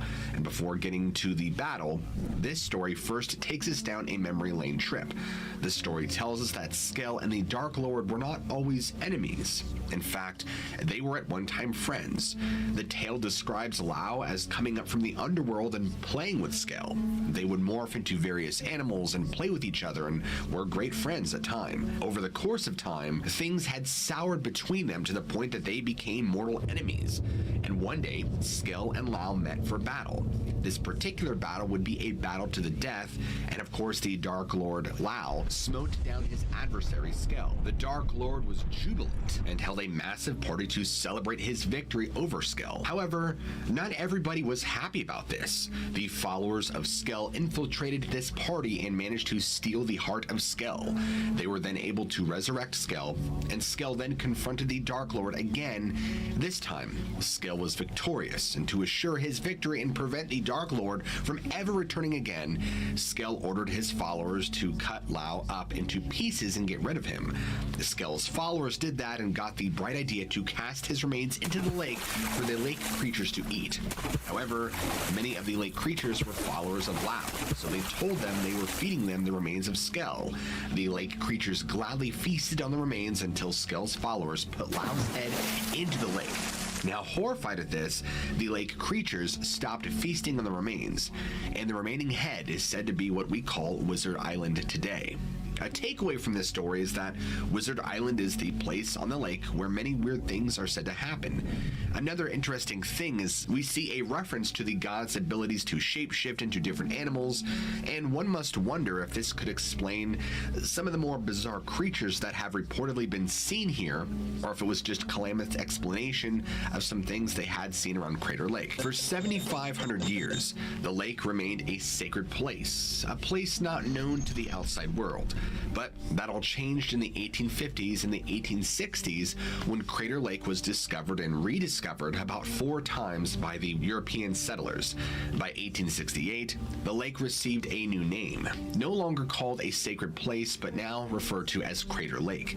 And by 1902, the lake was no longer in Klamath territory, but was now the property of the United States government, which decided to turn this majestic lake into a national park. An interesting thing to note, though, is how the European settlers viewed Crater Lake versus the Native Americans. The European settlers were in awe of Crater Lake and reported that the natives were scared and stayed away. An Oregon newspaper once published the following: "There's probably no point of interest in America that has completely overcome the ordinary native with fear as Crater Lake. From time immemorial, no power has been strong enough to induce them to approach within sight of it.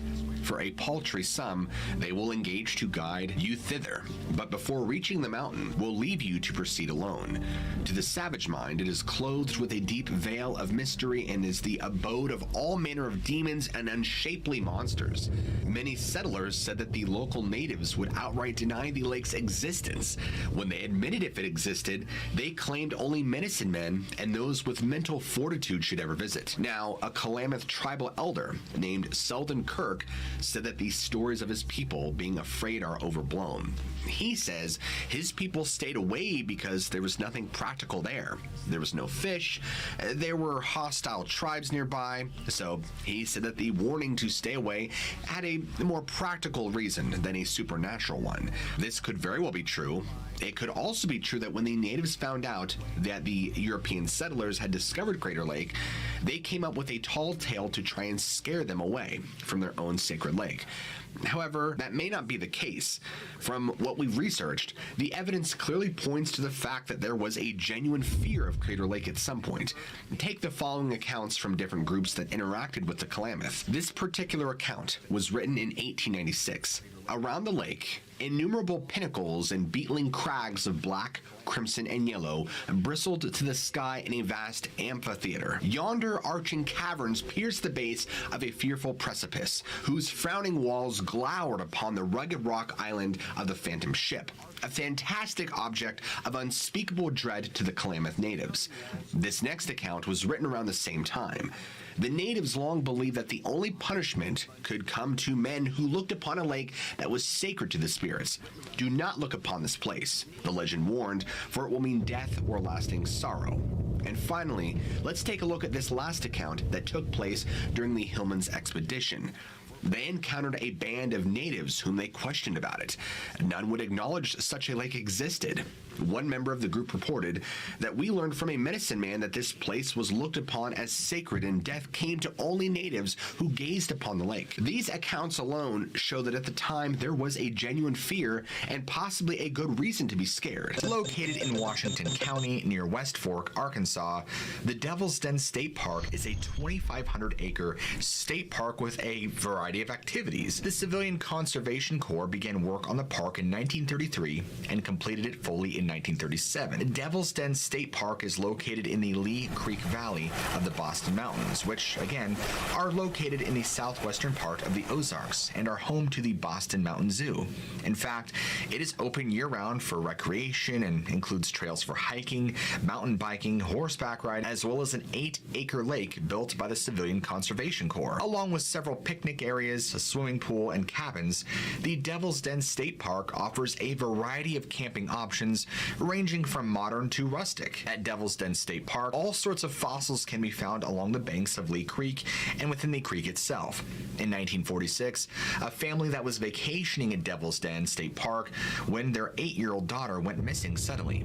The girl was gone, seemingly disappeared for 6 days until she was finally found in a cave about 30 miles away from where she vanished. When searchers had actually found the little girl, they were completely taken aback by her calm and unfazed demeanor. She even walked out of the cave, announcing to the people, "Here I am." When she was looked over, there were no signs of harm on the little girl, even though she was clad in nothing but a bathing suit and somehow miraculously traveled 30 miles in a nearly week-long period. Many have asked the question, how? Did she somehow disappear and end up so far away?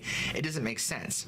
Some have theorized that she had been chased, causing her to run away from where her family was camped. Some have suggested a creature like Bigfoot may have been to blame for this, but it cannot be proved.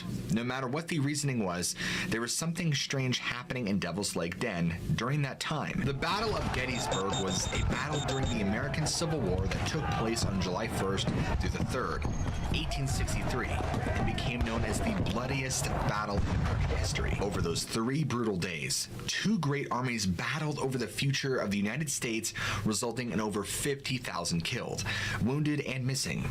In fact, the battle was so great that scars from clash are still visible to visitors today.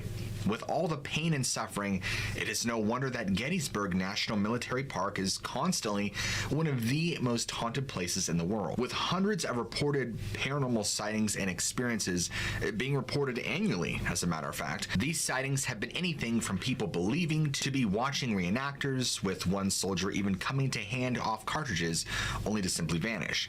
Later, the cartridges were examined and soon proved to be actual Civil War issued cartridges from 1863. Yet another story involves a shoeless being that has been known to approach travelers and provide them with useful information about what they need and where they need to go. It is believed that this ghost is the spirit of a Confederate Texas soldier who had died during the Civil War. He has been photographed as far back as the 1970s, even in shots that did not identify him at the time the pictures were taken. One narrative tells of a woman who became disoriented while navigating the rugged terrain of a battle site right near Little Round Top and had to call for help. She looked about frantically for a way out of the area, and when a man appeared out of nowhere, he pointed to a far location and stated, "What you're looking for is over there." Then he had vanished without a trace. The woman later informed park authorities of what had occurred, and when they inquired as to the man's appearance, she simply gave a very accurate description of what a Confederate Texas soldier would have looked like at the time. There have also been claims of a poltergeist known as the Ghost Rider roaming the same battlefield, which has been linked to the conflict himself. He will supposedly emerge out of nowhere, accompanied by the sounds of gunfire and yelling, and then leave as fast as he had appeared, leaving no trace of his whereabouts or identity behind. While the Jenny Wade house is also often referred to as America's most haunted house, it was actually where one of the lone civilian casualties occurred during the Battle of Gettysburg. Jenny Wade, who was a resident of the dwelling, was struck by a stray bullet while she was standing in her kitchen baking, supposedly. Wade, who died on the first day of the fight, is supposed to be roaming the house with several children. Now, according to legend, when on the second level of the house, visitors may or may not hear loud bangs and the innocent voice of a little child, as well as experiencing sudden rushes of cold air in their faces. Others have even described the feeling of arms of the small children grasping their legs as they walked. The Sachs-covered bridge, which is a beautiful reminder of a bygone era in Pennsylvania, may well be one of the most haunted locations in all of Gettysburg. Now, according to local legend, the bridge, which was crossed by the fleeing Confederate army, is also believed to have been the location of the public hanging of 3 army deserters. Those who have also visited the bridge have told stories of seeing apparitions and smelling cigar smoke, hearing voices, and feeling a touch when no one else is around them. In addition, it has also been reported that there are spirits that continue to inhabit the Gettysburg Hotel, which served as a hospital during the Civil War. Rachel, who worked as a nurse during the horrific days of the Battle of Gettysburg, has been known to explore the rooms, rummage through guest drawers and luggage, and wheel carts around the lodge with reckless abandonment. The ghost of a Union soldier who died in the hospital is frequently seen wandering the halls of the hotel as well. Gettysburg College also acted as a field hospital for both sides all throughout the fight, giving the college a reputation for being haunted by ghosts for years on after. The most horrific of these tales actually might be traced back to the early 20th century. 2 college employees entered an elevator, pushed the button for the floor they desired, and then waited for the elevator to arrive. The elevator, on the other hand, had different plans and actually took them directly down below to the basement. When the elevator doors opened, these women were greeted by a horrific Civil War operating room where doctors worked to save the lives of injured and dying soldiers. And suddenly, the elevator began to move them up to a higher floor as a ghostly doctor approached them from the room. The 2 employees, who were escorted by a security guard, returned to the basement a few minutes later, only to discover there was nothing unusual. No one seems to be able to give a genuine explanation for all the strange things happening at Gettysburg, but it seems that the ghost of the Confederate and the Union Army may have never left the battlefield. The Grand Canyon National Park is one of the most well-known and visited state parks in the United States, if not the entire globe. This national park, located in northwestern Arizona, is the 15th location in the United States to be designated as one. It was established in 1872, and the Grand Canyon, a chasm formed by the Colorado River, is the park's most prominent feature and is even sometimes referred to as one of the 7 natural wonders of the modern world. It is the second most visited national park in the United States after the Great Smoky Mountains National Park, with more than a whopping 6 million recreational visitors visitors every single year. The park encompasses well over 1 million acres of unincorporated land in Mojave counties. This national park was announced as a World Heritage Site by United Nations Educational, Scientific, and Cultural Organizations in 1979. The park is well known for its incredible and beautiful views, as well as the mysteries and stories that surround it. The Hopi, one of the tribes that lived in the area at the time, believed in a god named Masawu, which translates as Skeleton Man, was the spirit of death, earth god, a gatekeeper to the fifth world, and the keeper of fire in the ancient world. Now, besides that, he served as a master of the upper world, also known as the fourth world. He was present when decent people fled the evil of the third world in search of the promise of the fourth world. It is portrayed as wearing a dreadful mask, yet in another example of the Hopi's multiplicity of beliefs, Masawu was either described as a gorgeous, bejeweled man beneath his mask or a bloodthirsty, fearsome creature beneath the mask. He is also endowed with a number of benevolent characteristics, and according to one legend, it was Masawu who assisted the Hopi in settling Oraibi and granting them stewardship over the area. He had also warned them to be on the lookout for the arrival of the Pahana, also known as the Lost White Brother. The legend has it that the Masaw lived in the canyon, and he is the reason for many reports of mysterious lights coming up from the canyon during the night, or even the sounds of knocking on rocks. It is said that if you see or hear these events, the Keeper of Death is coming for you. Many see this as a nonsensical or ancient tribe, but others have reported the feeling of nausea and anxiety soon after witnessing these same events. The specific area that Masaw is said to be located is in a relatively level area of the park, yet many accidents have occurred there. The great state of Washington is home to the Olympic National Park, a national park of the United States dedicated to conservation and recreation. The park is divided into 4 geographical regions: the Pacific coastline, the alpine areas, temperate and rainforest on the west side, and the forest on the drier east side. There are 3 distinct ecosystems within the park, including a subalpine forest and a wildflower meadow, a temperate forest, and the rugged Pacific coast. Mount Olympus National Monument was established by President Theodore Roosevelt on March 2nd, 1909, and is in fact the oldest national monument in the United States. Now, it was on June 29th, 1938, that Congress and President Franklin D. Roosevelt officially redesignated the monument as a national park. The Olympic National Park, designated as an international biosphere reserve by the United Nations Educational, Scientific, and Cultural Organization in 1976, and as a World Heritage Site by UNESCO in 1981. As part of the Olympic Wilderness designation in 1988, Congress had designated 95% of the park, which equates to around 1,300 square miles. The Olympic Wilderness was renamed the Daniel J. Evans Wilderness in 2017 in honor of former Governor and U.S. Senator Daniel J. Evans. When he was a member of the Senate, Evans was one of the sponsors of the 1988 bill that established the state's wilderness areas. It is the state's largest wilderness area by land area. In late January of 2018, the 100 of the forest trees were mysteriously and forcibly uprooted and knocked over. At the time, many professionals believed it was due to a powerful windstorm or weather-related incident, but no weather statistics showed anything that powerful had happened during this time frame. And to add to the mystery, the night right before, many visitors to the area had claimed to hear loud rumblings echoing through the forest. With this information, it was then theorized that perhaps an earthquake or a landslide had occurred, though no evidence surfaced to back it up. It was reported that some trees had been completely uprooted and thrown on their sides, while other trees were only tipped, leaning, and some broken. To this day, there's been no exact reason found for the cause of these trees to have fallen, though there have been some ideas. Some believe it may have been a large creature or herd of creatures, while some believe it may have been the work of extraterrestrials or their spacecraft.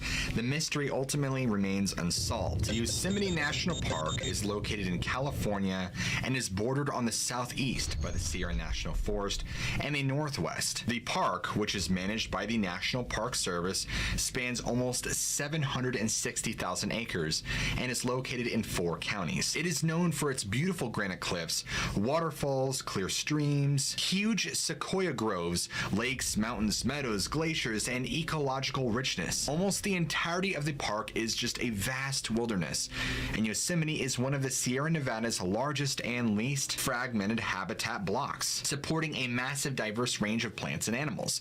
In fact, approximately half of California's 7,000 plant species are found in the Sierra Nevadas. It was here in this majestic area of the United States that on the evening of September 19th, 2002, a disc-like unidentified flying object was reportedly seen in the sky. There were numerous reports taken of the event, with some onlookers even getting video footage of this UFO. It was only a short time later that the object disappeared and that the United States Air Force aircraft was seen in the area. Though they circled the area where the UFO had been reported multiple times, the pilots were unable to find what so many people had seen and gotten video of. Some of these videos taken are views of some of the best UFO footage ever taken. This event in September of 2002 is one of the many that have been reported in Yosemite. Many park goers have claimed to have witnessed a strange light hovering and flying throughout the night skies. Many experts have dismissed the idea of extraterrestrials and UFOs, saying that what people are seeing is most likely optical illusions or even meteors streaking through the night. To date, many believe these events have never been properly investigated, leading many to cling on to the idea of aliens visiting Yosemite. Death Valley National Park is located east of the Sierra Nevadas and connects the California-Nevada boundary. The park protects part of the Mojave Desert and its diversified environment of salt flats, sand dunes, badlands, valley canyons, and mountains, which lie on the border between the arid Great Basin and the Mojave Deserts. The park is the largest in the southern United States, as well as the hottest, driest, and lowest park in the country. The Badwater Basin is the second lowest point in the Western Hemisphere and the lowest in North America. A designated wilderness area covers more than 93% of the park in total. From as early as 7000 BC, a number of Native American tribes have lived in the area, the most recent being the Timbisha, who have traveled between winter camps in the valleys and summer grounds in the highlands around 1000 AD. Even though just one person died there, a group of European Americans stranded in the valley in 1849 while hunting for a shortcut to California's goldfields gave the valley its name. Due to the vast and barren area, Death Valley is a known spot for people losing their way and going missing. One very hot day, nearly 120 degrees Fahrenheit in July of 1996, 4 tourists from Germany went missing in Death Valley. The last place they were known to be was a small ghost town where they both signed a visitor's book. They wrote, "We are going through the pass." Authorities assumed that the foreigners meant the Mengel Pass when the tourists missed their flight home. German authorities had been alerted, and on August 14th, the Germans were officially reported missing. The van that they had rented was found abandoned on October 23rd with 3 flat tires. Nothing of note was found in the vehicle, no wallets, no passports, nothing of any real significance. This led many who were following the story to believe that the Germans had possibly been kidnapped. And nothing of note happened in the investigation for well over 20 years until 2009, where human skeletal remains were found in Death Valley. Though the remains were never officially identified, local authorities on the case claim that they were fairly certain that the bones were that of the Germans that had gone missing in 1996. 2009 was the last update to the case, and it is still a mystery that has not been officially solved. The Great Smoky Mountains National Park is a national park located in Tennessee and North Carolina in the southeast United States. This park encompasses the Great Smoky Mountain Ridgeline, which is a part of the Blue Ridge Mountains, which are part of the broader Appalachian Mountains. The park's core is divided by the border between the two states, which runs northeast to southwest. On its way from Georgia to Maine, the Appalachian Trail passes through the park's heart. The Great Smoky Mountains National Park is the most visited national park in the United States, nearly capping out at 14 million people every single year. And with over 500,000 acres, is anyone surprised? The park also protects a number of historical structures that once belonged to communities of the early European American settlers in the area. The park was established by the United States Congress in 1934 and President Franklin D. Roosevelt. He dedicated it in the 1940s. This was also the first national park to receive federal funding for land and other costs, while other parks were entirely funded by the state or private donations. This national park is the focal point of a thriving tourism sector in this section of Tennessee which borders the park. The park is unfortunately known for many disappearances all throughout its existence, and one of the more notorious was the case of Dennis Martin. In 1969, a then 6-year-old Dennis and his family were on a hiking trip in the Smoky Mountains, and Dennis, along with his 3 brothers, planned to spook their parents by hiding and then jumping out as they walked by. While Dennis went on one way to hide and his brothers went another as the parents walked past past becoming victims of their kid's prank, only the three brothers emerged. Dennis was nowhere to be found. The family then began to frantically search for the boy, calling Dennis's name but to no avail. And soon an entire search party was called in to help in finding the boy. Dennis was never found. Many speculate that he was kidnapped or even dragged off by a wild animal, but there's been no proof to establish these assumptions. Dennis had vanished without leaving a single trace of what had happened to him. Even today, nobody knows what happened to poor Dennis Martin over 50 years ago. Though he is presumed dead by most authorities, sadly, this case of missing persons is only one of several to take place in the Great Smoky Mountains National Park. The first strange thing that really stood out to me is the tree that is known as the Old Man. This is probably the best documented thing that can suggest that, just maybe, there is something truly strange going on in Crater Lake. The Old Man is a 30-foot hemlock tree that floats upright in Crater Lake with about 3 feet showing above the surface. Carbon dating estimates the tree to be over 450 years old, and it was first sighted in 1896 by a geologist, Joseph Diller. Many things about this tree are strange and odd, to say the least. The first fact is that the tree looks like it is rooted into the lake bed below. However, it moves across the lake. In 1938, a group was commissioned to see just how far this tree moves. It was determined that from the month of July to the month of October that this tree had moved around the lake some 62.7 miles. In fact, on August 6th, it was recorded as moving a whopping 3.8 miles. Some people have argued that the wind is blowing the tree around the lake. It has been observed that the Old Man often goes in the direction against the wind. Another thing that has stumped scientists is the fact that this tree has been floating for so long. I couldn't find a definitive answer on how long the process usually takes, but normally what happens is that a tree floating in a body of water will become waterlogged and ultimately will sink over time.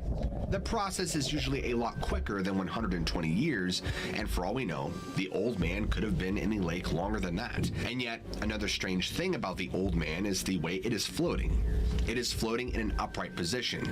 Scientists have measured the tree, and according to their calculations, a tree the size of the Old Man should be floating horizontal, not vertical. This has caused scientists to try and develop a hypothesis to explain the abnormal behavior. One theory is that the rocks were attached to the tree's roots when it fell into the lake, and thus has caused the tree to anchor into an upright position. However, there's no evidence to suggest that this is the case.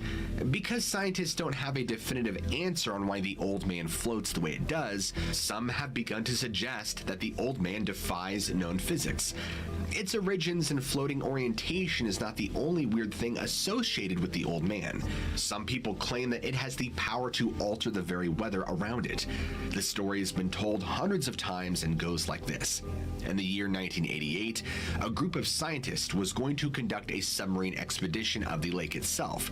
They viewed the Old Man as a safety hazard and decided it would be best to moor it in on the eastern shore of Wizard Island.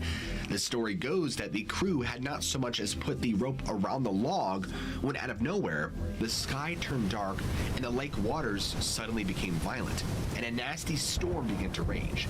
The crew began to panic and untied the tree. The crazy thing is that as soon as the rope was removed, the skies immediately cleared. The wind stopped and the weather returned to the blissfulness that existed before they had put the rope onto the Old Man. An interesting note is that, as mentioned earlier in the video, Wizard Island is associated with the Dark Lord Lao.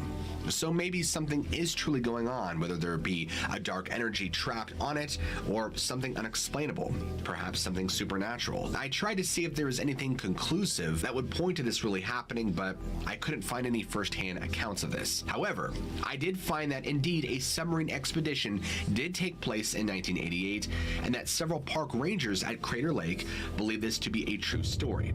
So much so that they no longer allow people to jump onto the Old Man and pose for pictures. If reports are believed to be true, then Crater Lake is also home to none other than Sasquatch himself. As unfortunate as it is in today's world, you have to be skeptical of anybody who claims to have seen this hairy beast walking around.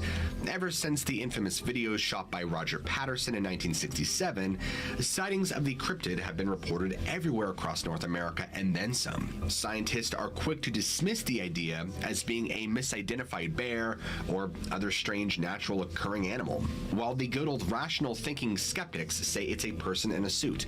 Apparently, people dressing up in a Bigfoot suit really happens, and in fact, the show 1000 Ways to Die tells a story about a person dressed in a Sasquatch suit that went completely wrong. The show identifies the man as Luke Wiggins, which is probably not his real name because the show claims to change the names of the deceased individuals. Anyway, Wiggins lived near a park and he got tired of seeing the runners on the trails around his property. So one day, he got the bright idea to dress as a Sasquatch and terrorize the runners. This went on for a bit. However, it wasn't long before the park rangers began to hear the stories about Sasquatch roaming the park. And one ranger went out with a dart gun and he came across a Sasquatch in the act of terrorizing an innocent jogger. The park ranger opened the fire, hit the hairy beast, only to discover that it wasn't a Sasquatch but a man in a Sasquatch suit that his tranquilizer dart had killed. And yet, another story about a Bigfoot impersonator gone wrong involves Randy Lee Tenley. In 2012, Randy decided to put on a ghillie suit and stalk a remote Montana highway. Only, it didn't go too well for him as he was hit by a car and then subsequently ran over by another one. Randy's friends said that he was trying to trick people into thinking that they saw a Sasquatch. It's stories like these that cause the general public to dismiss the reports of Sasquatch often, and with his prevalence in pop culture, it makes a supposed sighting harder to take seriously. However, there are thousands of people who claim to have come across this hairy cryptid, and they are die-hard believers. So, the million-dollar question, is there any evidence for the existence of Sasquatch? You could probably sit around all day and argue about that, but that, my friends, is a rabbit hole for a whole other video. Many native tribes in the western United States have strange stories about tall, hairy wildmen. For example, on the Thule Indian Reservation, there's a pictograph that supposedly shows a giant hairy biped and is estimated to be over 1,000 years old. And not only are there these strange carvings and pictographs, but there are numerous stories from the days of old that tend to support the idea that Sasquatch is genuine. Take, for example, the story of Rachel Plummer. She was captured in 1836 by a Comanche raiding party, and for the next 2 years, she was taken across the prairie. She was finally freed, and when she returned, she wrote about an account about her exploits. She described the various animal and plant life on the prairie. However, she mentions a curious animal that in English is described as and translated as a man tiger. This creature had been encountered on multiple occasions in the mountains by the Comanche. It was said to have the shape of a man, but to be very hairy and have a height of almost 9 feet tall. Then there is William Cody, better known as Buffalo Bill. He claims that a group of Pawnee Indians showed him a giant thigh bone. They claimed that this bone belonged to a race of human-like giants. However, they no longer existed as they were wiped out by a flood eons ago. 2 other great frontiersmen tell stories that can be associated with Sasquatch. Daniel Boone claimed that he had killed a 10-foot giant that he referred to as a Yahoo. In his book, The Wilderness Hunter, President Theodore Roosevelt wrote about an encounter he had with an old mountain hunter named Bowman. The story goes that he was out and about and encountered Bowman. Bowman then stopped Roosevelt and asked him whether he had heard about his story about his encounter with a great beast. Roosevelt replied no, and Bowman proceeded to tell him a story about how him and his partner were looking for beaver. They came into a cave only to be attacked by a tall, hairy beast. Bowman's partner was injured and Bowman fled, leaving his partner there to die. Moving back to Oregon, a famous encounter with Sasquatch supposedly happened in 1924. 5 gold prospectors were seeking out gold near Mount St. Helens. One of the prospectors had a meeting with a giant hairy creature. The prospector, named Fred Beck, claimed he shot the beast. And that night, as Beck and the other 4 miners were sleeping in their cabin, an all-out assault on the cabin began.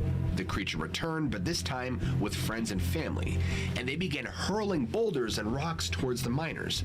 Beck was knocked out by a boulder that was tossed through the roof, and these creatures tried to break down the door.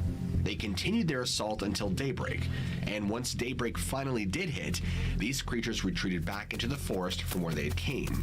The Forest Service dispatched several rangers into the area, but found no evidence of such creatures existing. These stories sound fantastic and can be hard to believe. In fact, many people probably consider these stories nothing but fictitious and tall tales. However, I tend to think they might have some credibility to them. Now, returning to Crater Lake, our favorite native tribe, the Klamath Indians, have ancient stories involving a giant creature. In fact, the show Finding Bigfoot did visit the Klamath and did an episode about the entire area. The video does a pretty good job explaining some of the Klamath's beliefs about this creature. Ironically, the show didn't find Bigfoot. Instead, they did find something else. And that brings us to the next stage of strange things occurring in Crater Lake. And those are strange lights and phantom campfires. The show Finding Bigfoot was at Yamsay Mountain, which is around 35 miles east of Crater Lake. As they were out filming the show one night, some of the crew saw a strange light in the distance. At first, they thought it was a headlamp, but as they watched, they became convinced it was a ball of light or an orb of light floating through the forest. An interesting thing about this is that many of the native sacred places across the Americas are associated with strange lights. Take, for example, Brown Mountain in North Carolina, where these same orbs are often seen. The Native Americans view these lights as spirits. However, Native Americans are not the only ones who are seeing these lights. It is reported that people will see what appears to be campfires on many nights on Wizard Island. A park ranger tells the following story about her encounter with these ghostly campfires. One evening, she noticed these campfires and knew that it was an illegal camp set up on Wizard Island. So, she snuck onto the island and counted 10 illegal campers by the campfire. She radios for backup, she meets her backup, and they headed in to bust the illegal campers. However, when they arrived at the scene, there were no campers, no campfire, nor was there any evidence that there had even been one there. Along with the orbs of lights, the park is said to be frequently visited by UFOs and other strange paranormal phenomena. Witnesses claim that a lot of times, these lights will either ascend from out of the lake or descend into the lake. I find this to be interesting because if you have been paying attention to the reports that have been coming out from the Navy about their encounters with the UFOs, or UAPS as they call them, they describe them doing the same thing. In fact, one famous sighting at Crater Lake occurred in 1997. Witnesses saw that they saw 3 discs racing across the lake. And later that day, they heard a loud sonic boom that was so powerful it caused their car alarms to go off. Supernatural beings, supernatural trees, giant cryptids, and space aliens are not the only weird things about Crater Lake. In fact, the park has had some tales of some pretty strange deaths and disappearances, which still go on to this day. In fact, one of them is described as spontaneous suicide. Before getting into this encounter, I want to return to the very first mythology surrounding the lake. If you remember, when telling the mythology of the lake and how the native people feared the lake, they said only medicine men and people with strong mental fortitude should ever visit. The reason for that is they claim that the lake has the power to mesmerize you. If one stares too long, a person will enter a trance-like state leading to death. Could this be what has happened to so many unfortunate souls? The first creepy and horrifying story about this occurred in 1947 and is described as spontaneous suicide. A park visitor by the name of Mr. Cornelius was visiting the park, and suddenly, as if in a trance-like state, he hands his wife his wallet and keys and headed for the lake. He attempted to jump into the lake, but slid to the water's edge, breaking his ankle in the process. However, he got up and was determined he was going into the lake. He hobbled out to the lake, where he disappeared underneath the water and unfortunately drowned. To this day, nobody knows why this happened or what caused him to do what he did. Another strange story occurred in 1944 and involved 2 U.S. military planes that were flying in formation over the lake. When the pilot of one of the planes looked over, he was in shock. His partner's plane was nowhere to be found. His partner's plane had simply vanished. What makes it even more strange is there was no distress call, no sign of any trouble whatsoever. Recovery attempts determined that the aircraft had crashed into the lake, but there were no clear indications indications of how or why this had happened. And probably the most creepy story occurred in 1974, when a nature photographer named Charles McCuller was visiting the park. The only thing was he would never leave the park. The official account of Charles goes like this. He was an aspiring nature photographer from Virginia. He was taking a cross-country photography trip and had ended up in Oregon near Crater Lake. He was staying at a friend's house, and in January, he departed for Crater Lake and told his friend, "If I'm not back here by February 1st, you need to report me missing." His friend took note, and it was odd because he didn't appear to be well equipped to face the winter conditions at Crater Lake at the time. However, he didn't think anything about it until February 1st, so an investigation went underway, and the last known sighting occurred on January 30th. A park logger said he had given this photographer a lift to the entrance of Crater Lake Park. He said that his van was unable to drive in the heavy snow. What happened next is anybody's guess. 2 years later, some hikers found a backpack lying in a remote canyon. They turned it in, and it was identified as belonging to him. A search of the area found a body, but it was in the most peculiar state. The body was located about 12 miles from his last thought camping location. What is even more strange about the location is the area is covered in deep snow during the months of January. In fact, there is so much snow that skiers and snowmobilers have a hard time navigating through the area. However, it appeared that McCuller hiked his way to this location, and what is even more bizarre is that he seemed only partially dressed. Even stranger was the condition of his remains. Only a few bones had remained. The authorities at the time are quoted as saying that it looked like he just melted away. Officially, his cause of death is labeled as an accident. However, others think that there might be more to it than that. Maybe he was the victim of foul play or encountered one of the many strange phenomena reported at Crater Lake. I do not believe that all this strangeness can be chalked up to people's imaginations and tall tales. In fact, I think that whatever is going on in Crater Lake has been going on for a long time now, and that the Klamath tribe encountered this strangeness, and thus the inspiration for their colorful mythological stories about Crater Lake had formed. But I would love to know what you guys think. Is Crater Lake truly a supernatural hotspot with possibly having portals to another dimension, or is it all just a bunch of hoaxes, tall tales, and fabrications? On February 14th, 2022, a 64-year-old Gail Stewart went mysteriously missing. She had simply gone for a walk near her home in Reno, Nevada, and was later on reported missing when she did not return to her home. After the authorities were contacted by family and friends, a search then ensued. Authorities, friends, and family searched the entire area of the Coughlin Ranch, Alum Creek, and Truckee River in hopes of finding some trace that Gail Stewart was ever here, but to no avail, they did not. After the group had spread out more beyond the original grid of the search, one of the members in one of these search groups had happened to peer over a nearby cliff, and there was Stewart, just dangling there, gripping onto a tree. Fortunately for her, she was rescued, but by the time that they had got to her, she was already unresponsive and showing signs of hypothermia. She was also missing one shoe, and friends, family, and search rescue personnel were unsure of whatever adventure she had gone on. It must have been a wild one because she only had one shoe and they weren't exactly sure what happened to the other shoe. Authorities, friends and family, and search personnel are all baffled how she became in this situation in the first place, and that she had seemingly sustained injuries on her knees, legs, and feet. Fortunately, after being taken to a hospital and her injuries treated and looked over, she was released, happy to be alive and ready to go home to see her friends and family. Now, call it a coincidence or call it fate, but the same woman, Gail Stewart, 64 years old, went missing yet again a month to the date on March 14th, 2022, to go take pictures at the Hoover Dam, over 400 miles away from her home in Reno, Nevada. She had simply just wanted to take some snapshots and photography of nature and the scenery around her because the Hoover Dam recreation area is very beautiful and breathtaking.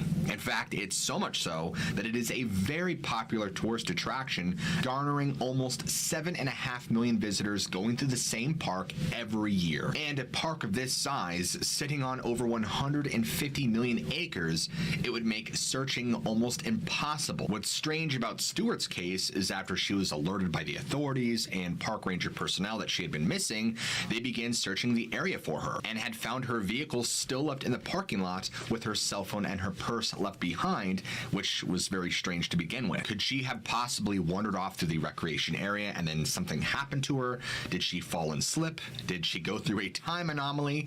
Was she taken? How is it that this woman just mysteriously vanished without a trace, leaving no signs whatsoever? Recently, Stuart's own son, Matthew, posted on his Facebook page saying, "Mom, wherever you are, I hope you're not in pain and I hope you found peace." Clearly distraught and traumatized from his own mother's disappearance. A family in heartache without any answers or conclusions as to what has happened to their loved ones. This same kind of situation is happening all the time with missing persons in cases around national parks all over the country, and it's not getting any better, folks. People are just disappearing without a trace, leaving nothing behind. Is it possible that Gail Stewart was just yet another one of them? Or was she taken, kidnapped, or did something more nefarious happen to her? This next one details the accounts of a 10-year-old boy who encountered something very strange, possibly a fae or fairy as they know. Written in the American Ethnology Report of 1898, the story details of a 10-year-old boy who had gone missing but was later found again, even though his circumstances were very strange and fortunately was not injured or hurt. At the time of his disappearance, a young boy by the name of Wofford, after practicing some archery for a while, he had the thought, hey, I could do some fishing around here and bring home a couple of good fish for my mom to cook for supper.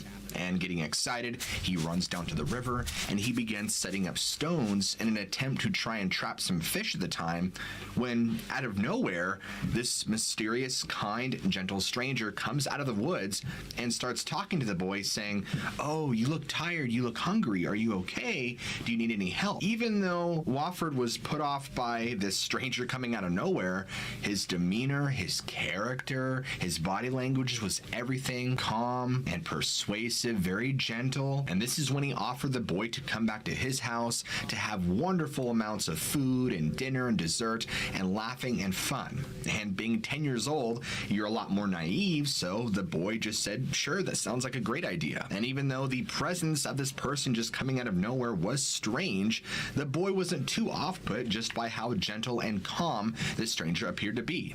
So the boy and this mysterious stranger decided to take a small walk in the woods, where they had arrived at this beautiful house. Wofford would later talk about the house and the condition that it was in. It was beautiful, very well kept, very brightly lit. It wasn't creepy or eerie at all feeling. In fact, it was so welcoming and warming that as soon as Wofford stepped in the house, any tenseness, nervousness, or apprehension he had immediately dissolved away.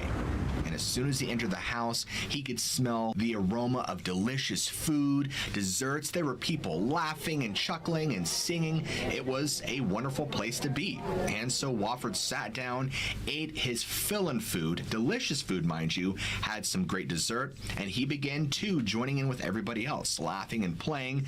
And during this time, while he was enjoying social hour, he noticed one of his neighbors who was also there with him, which just solidified to him, okay, well, if he's here, then I'm definitely safe and I could really let my guard down.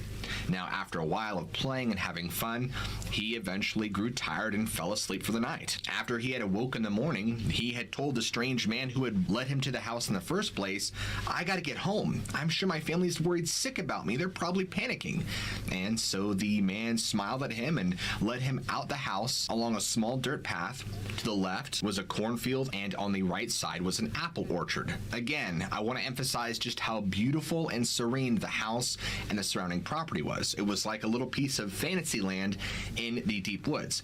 And so this man is talking to this boy, leading him towards the end of the path, and he points off in the direction at the end of this path saying, if you go over this hill, which was a ridge and a river, then you'll end up back at your house. And so as the boy looked and went to turn around to say goodbye to the stranger one last time, he had somehow vanished.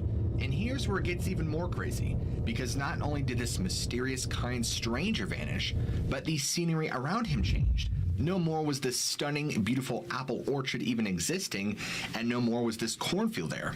Everything around him was deep, dense wilderness. In fact, the path they even walked on was now no longer there. And so now the boy's kind of freaking out thinking, what just happened? Where am I? and was fortunate enough to find his way back where he had heard people screaming his name, and turns out it was his friends and family who had been looking for him since the evening prior. When they had found him, they were more than happy to embrace him and love on their son and ask, "What happened? Where have you been?" And he very calmly explained, "I had met this stranger in the woods. He took me to this house. I had delicious food and dessert.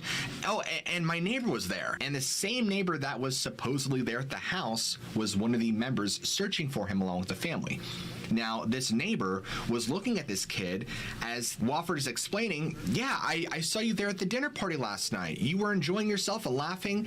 And the neighbor looks at him strangely, saying, "No, I've been spending my past evening and morning looking for you. Where have you been?" Wofford's tale is simply unexplainable, but many on the superstitious side or the paranormal side like to believe that this was a perfect example of the Fae or fairy people. But of course, that is just speculation, while others believe that this was simply the case of a Nanahi or a shapeshifter of some kind. But usually they're always synonymous with darkness and danger and evil. So for it to show kindness, and for what reason? And if that truly was the case, then why did it or he take him back to his house, feed him, give him food, give him comfort, and then just allow him to leave?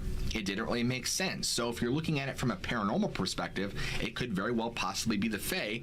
Or if you want to look at it critically and see a real world example, he could just very well be making it up. But if he was making it up, then how do we explain where he had gone the entire night and day? Why would he go so far as to try and lie about his neighbor being somewhere that he didn't?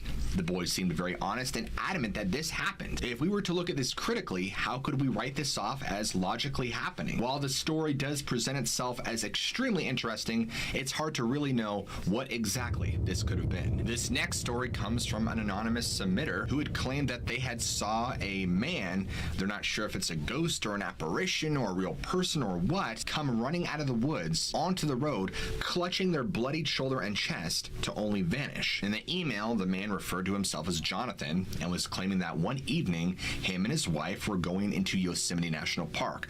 Now, he didn't exactly explain where in the park they were, but that it was evening time and the sun was setting pretty low into the sky to where it wasn't exactly pitch dark yet, but visibility was much lower than normal. And from what it sounds like in the emails, that Jonathan and his wife were trying to look for the camping spot in which they had previously booked and that they were going to be staying at for at least 4 or 5 days.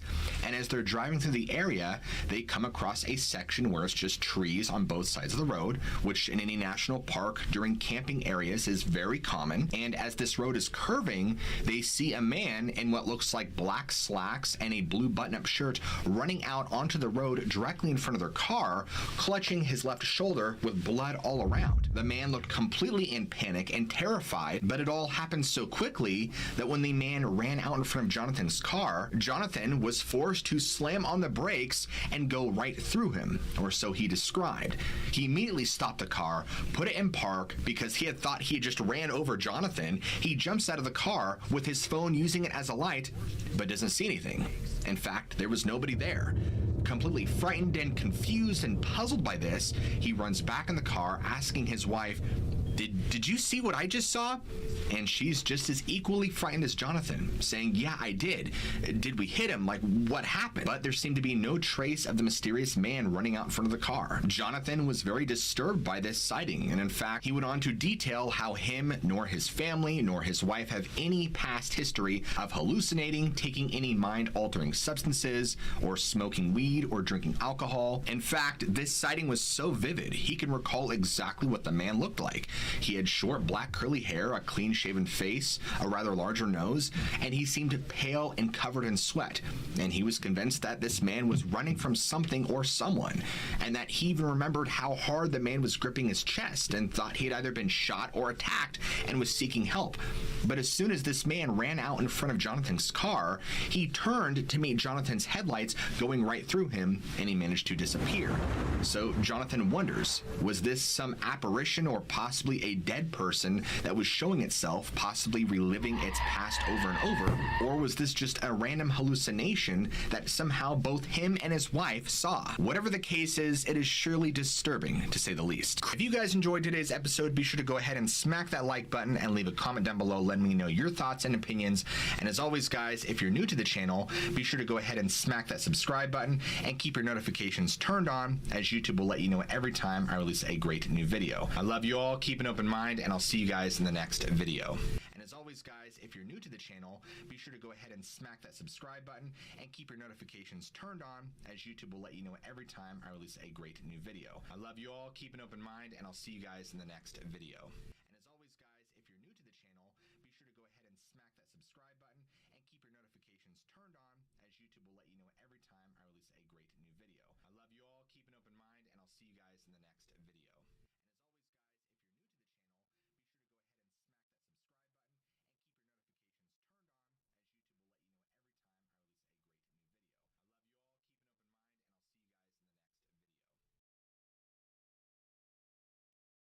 video.